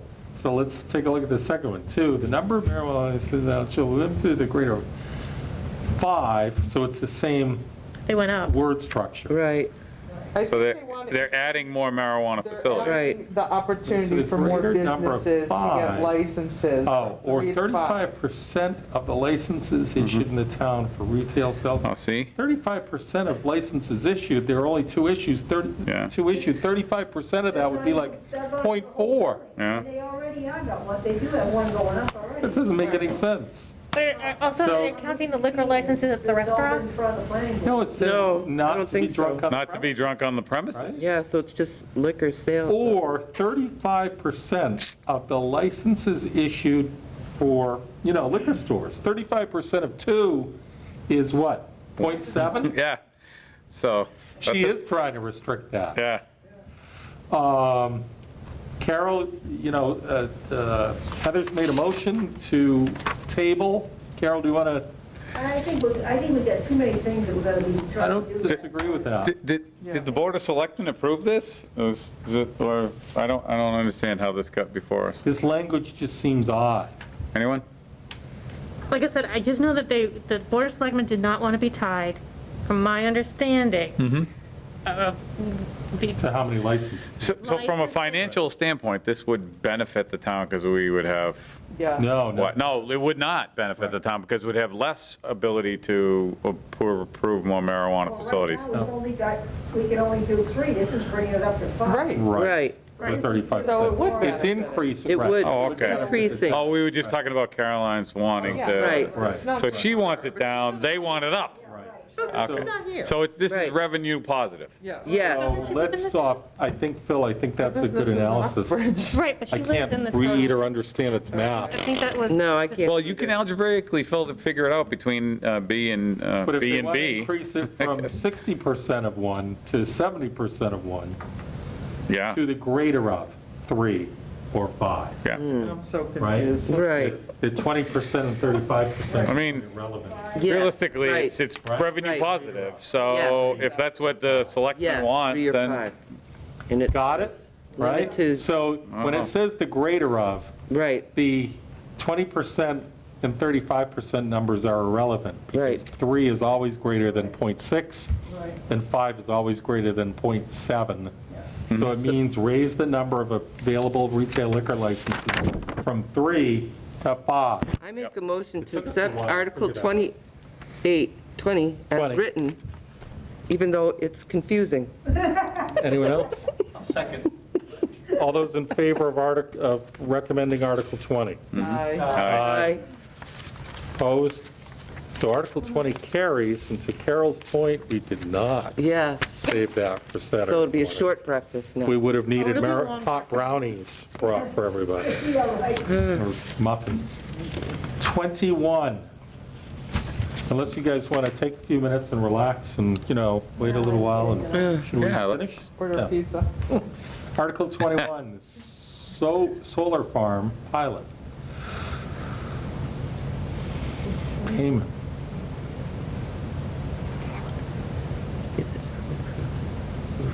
Oh. Oh, you gotta be kidding me. What? So they don't want to pay taxes. So in lieu of tax, They're- All of these solar things go through like that. okay. If the town will vote to approve the payment in lieu of personal property tax agreement They work out, the town between the works town out. to approve the payment in lieu of property. We have no way of knowing right now whether that's revenue positive Right. or neutral, or they're giving away the Right. farm, or they're soaking them. I think this is Oak Street. I don't know how we can do anything on this, besides table it or reject it for not having any information. I think we only have 2 to discuss. We've got a few, there might be more than 2. There's one at Joyce's, there's one down at Bosma's. To see if the town will vote to approve a payment in lieu Water, of personal sewer. property agreement between the town and the There's a developer. big new one going in on West Street, right? As on Yeah, file yeah, in the we'll town go- office, yeah, as on file in the office of the town clerk. Question You want mark. to go down the hall and get this agreement? Big question mark, right? What is the agreement? We don't have it. We don't I know don't- It's on anything. file. I have no idea what it I is. have no idea what It's the first time I saw it. I still like the fact that we could have 1 or 2 that we say we take no position. Yeah, I like One of our that. main- It's not really, the Board of Selectmen may like it, and one of them may get up and expound on it. We have no idea. We have no idea. Well, these directly affect the amount of taxes Right. that are income, and then basically we're exempting taxes for someone so that they can either add jobs or more taxes down the road. Yeah, it is. And so is that fair to the rest of the taxpayers in the city or the town? Well, we I don't know. We don't know what the deal looks like, we so. don't know. The dollar amount is. We don't know enough about this. Well, that's what I'm trying to say, is I don't know. It could be the Anyone best deal in the world, or it could be the Carol, worst. do you want to vote on it, or are you okay with the idea that we would defer, that we don't know? Not defer to the Saturday before, but that we take no position on it, I'll go with no position. I really don't know. right? These are negotiated outside of us, Right. right? Mhm. Motion? Motion to take no position on Motion to take Article no 21. position, right? Sandy's motion, Second. Lynn's second. All those in favor of taking no position? Aye. Hi. Opposed? I'm opposed. I think I would like to see us actually see what the TIF is before we, I guess we're kind of tabling it and saying, well, not even tabling it, we're No, just we saying, didn't table we're saying, we have no opinion whatsoever. So, We're not saying we have. well, that's what I mean, I We're don't saying know. it's outside of our Yeah, jurisdiction. I got to abstain on it, because I have no idea what this is in front of us. 6 So how for many- taking no position, 1 for abstaining, which is kind of taking no position. Yeah. Well, semantically, it's different. It is. Yes, True. that's fair. Yep. I concur. Okay. So before we entertain one more motion, we do need to, Jean, what time is town meeting on Saturday, September 12th? It's at 10:30. 10:30 a.m.? Yeah. Nice. That's why would you think I I don't said get up. 6 o'clock in the morning. I said breakfast. Oh, yeah. So They got an outdoor picket fence thing I now. It's would beautiful. suggest that we do 9:30 then to meet. And We've typically met down in room, where's the? We're outside, Yeah, we're right. elementary school field. Right, where's the town meeting? It's at the elementary school field. Yep. So, So the old elementary school will come up the hill. I only see 2 things that I wrote 4. postponed. There's 4? There's 4. Yeah, What did I miss? that's, What are they? are we going to get not minutes of this, 6. but can we get a synopsis table of what we did and what we didn't do? Is that possible? Number 11. did you take notes? I took notes, but I'm not so sure they're great. You could watch the video Number and give us 14 a is the summary. zoning Okay, bylaw. so the You answer okay is with that? You nobody asked. could make a table? Can you? Then- I was asking you, actually. I was like, I'm deferring to the table subcommittee. oh, which man. I am nominate not the Bill for table. the table. That, you can't do Gonna that. abstain. 9:30. So I suspect we'll get that, So that's Bill. right. I suspect- Yeah, I just, I get some chicken scratch here But that I'm may, not going to commit to that unless you want to go through. So 'Cause I'm 11, not. I'm not 14. going to ask any other votes. No, 6. All right, 9:30 then, we need a place This is the to meet. water- Gene, any water ideas? sewer.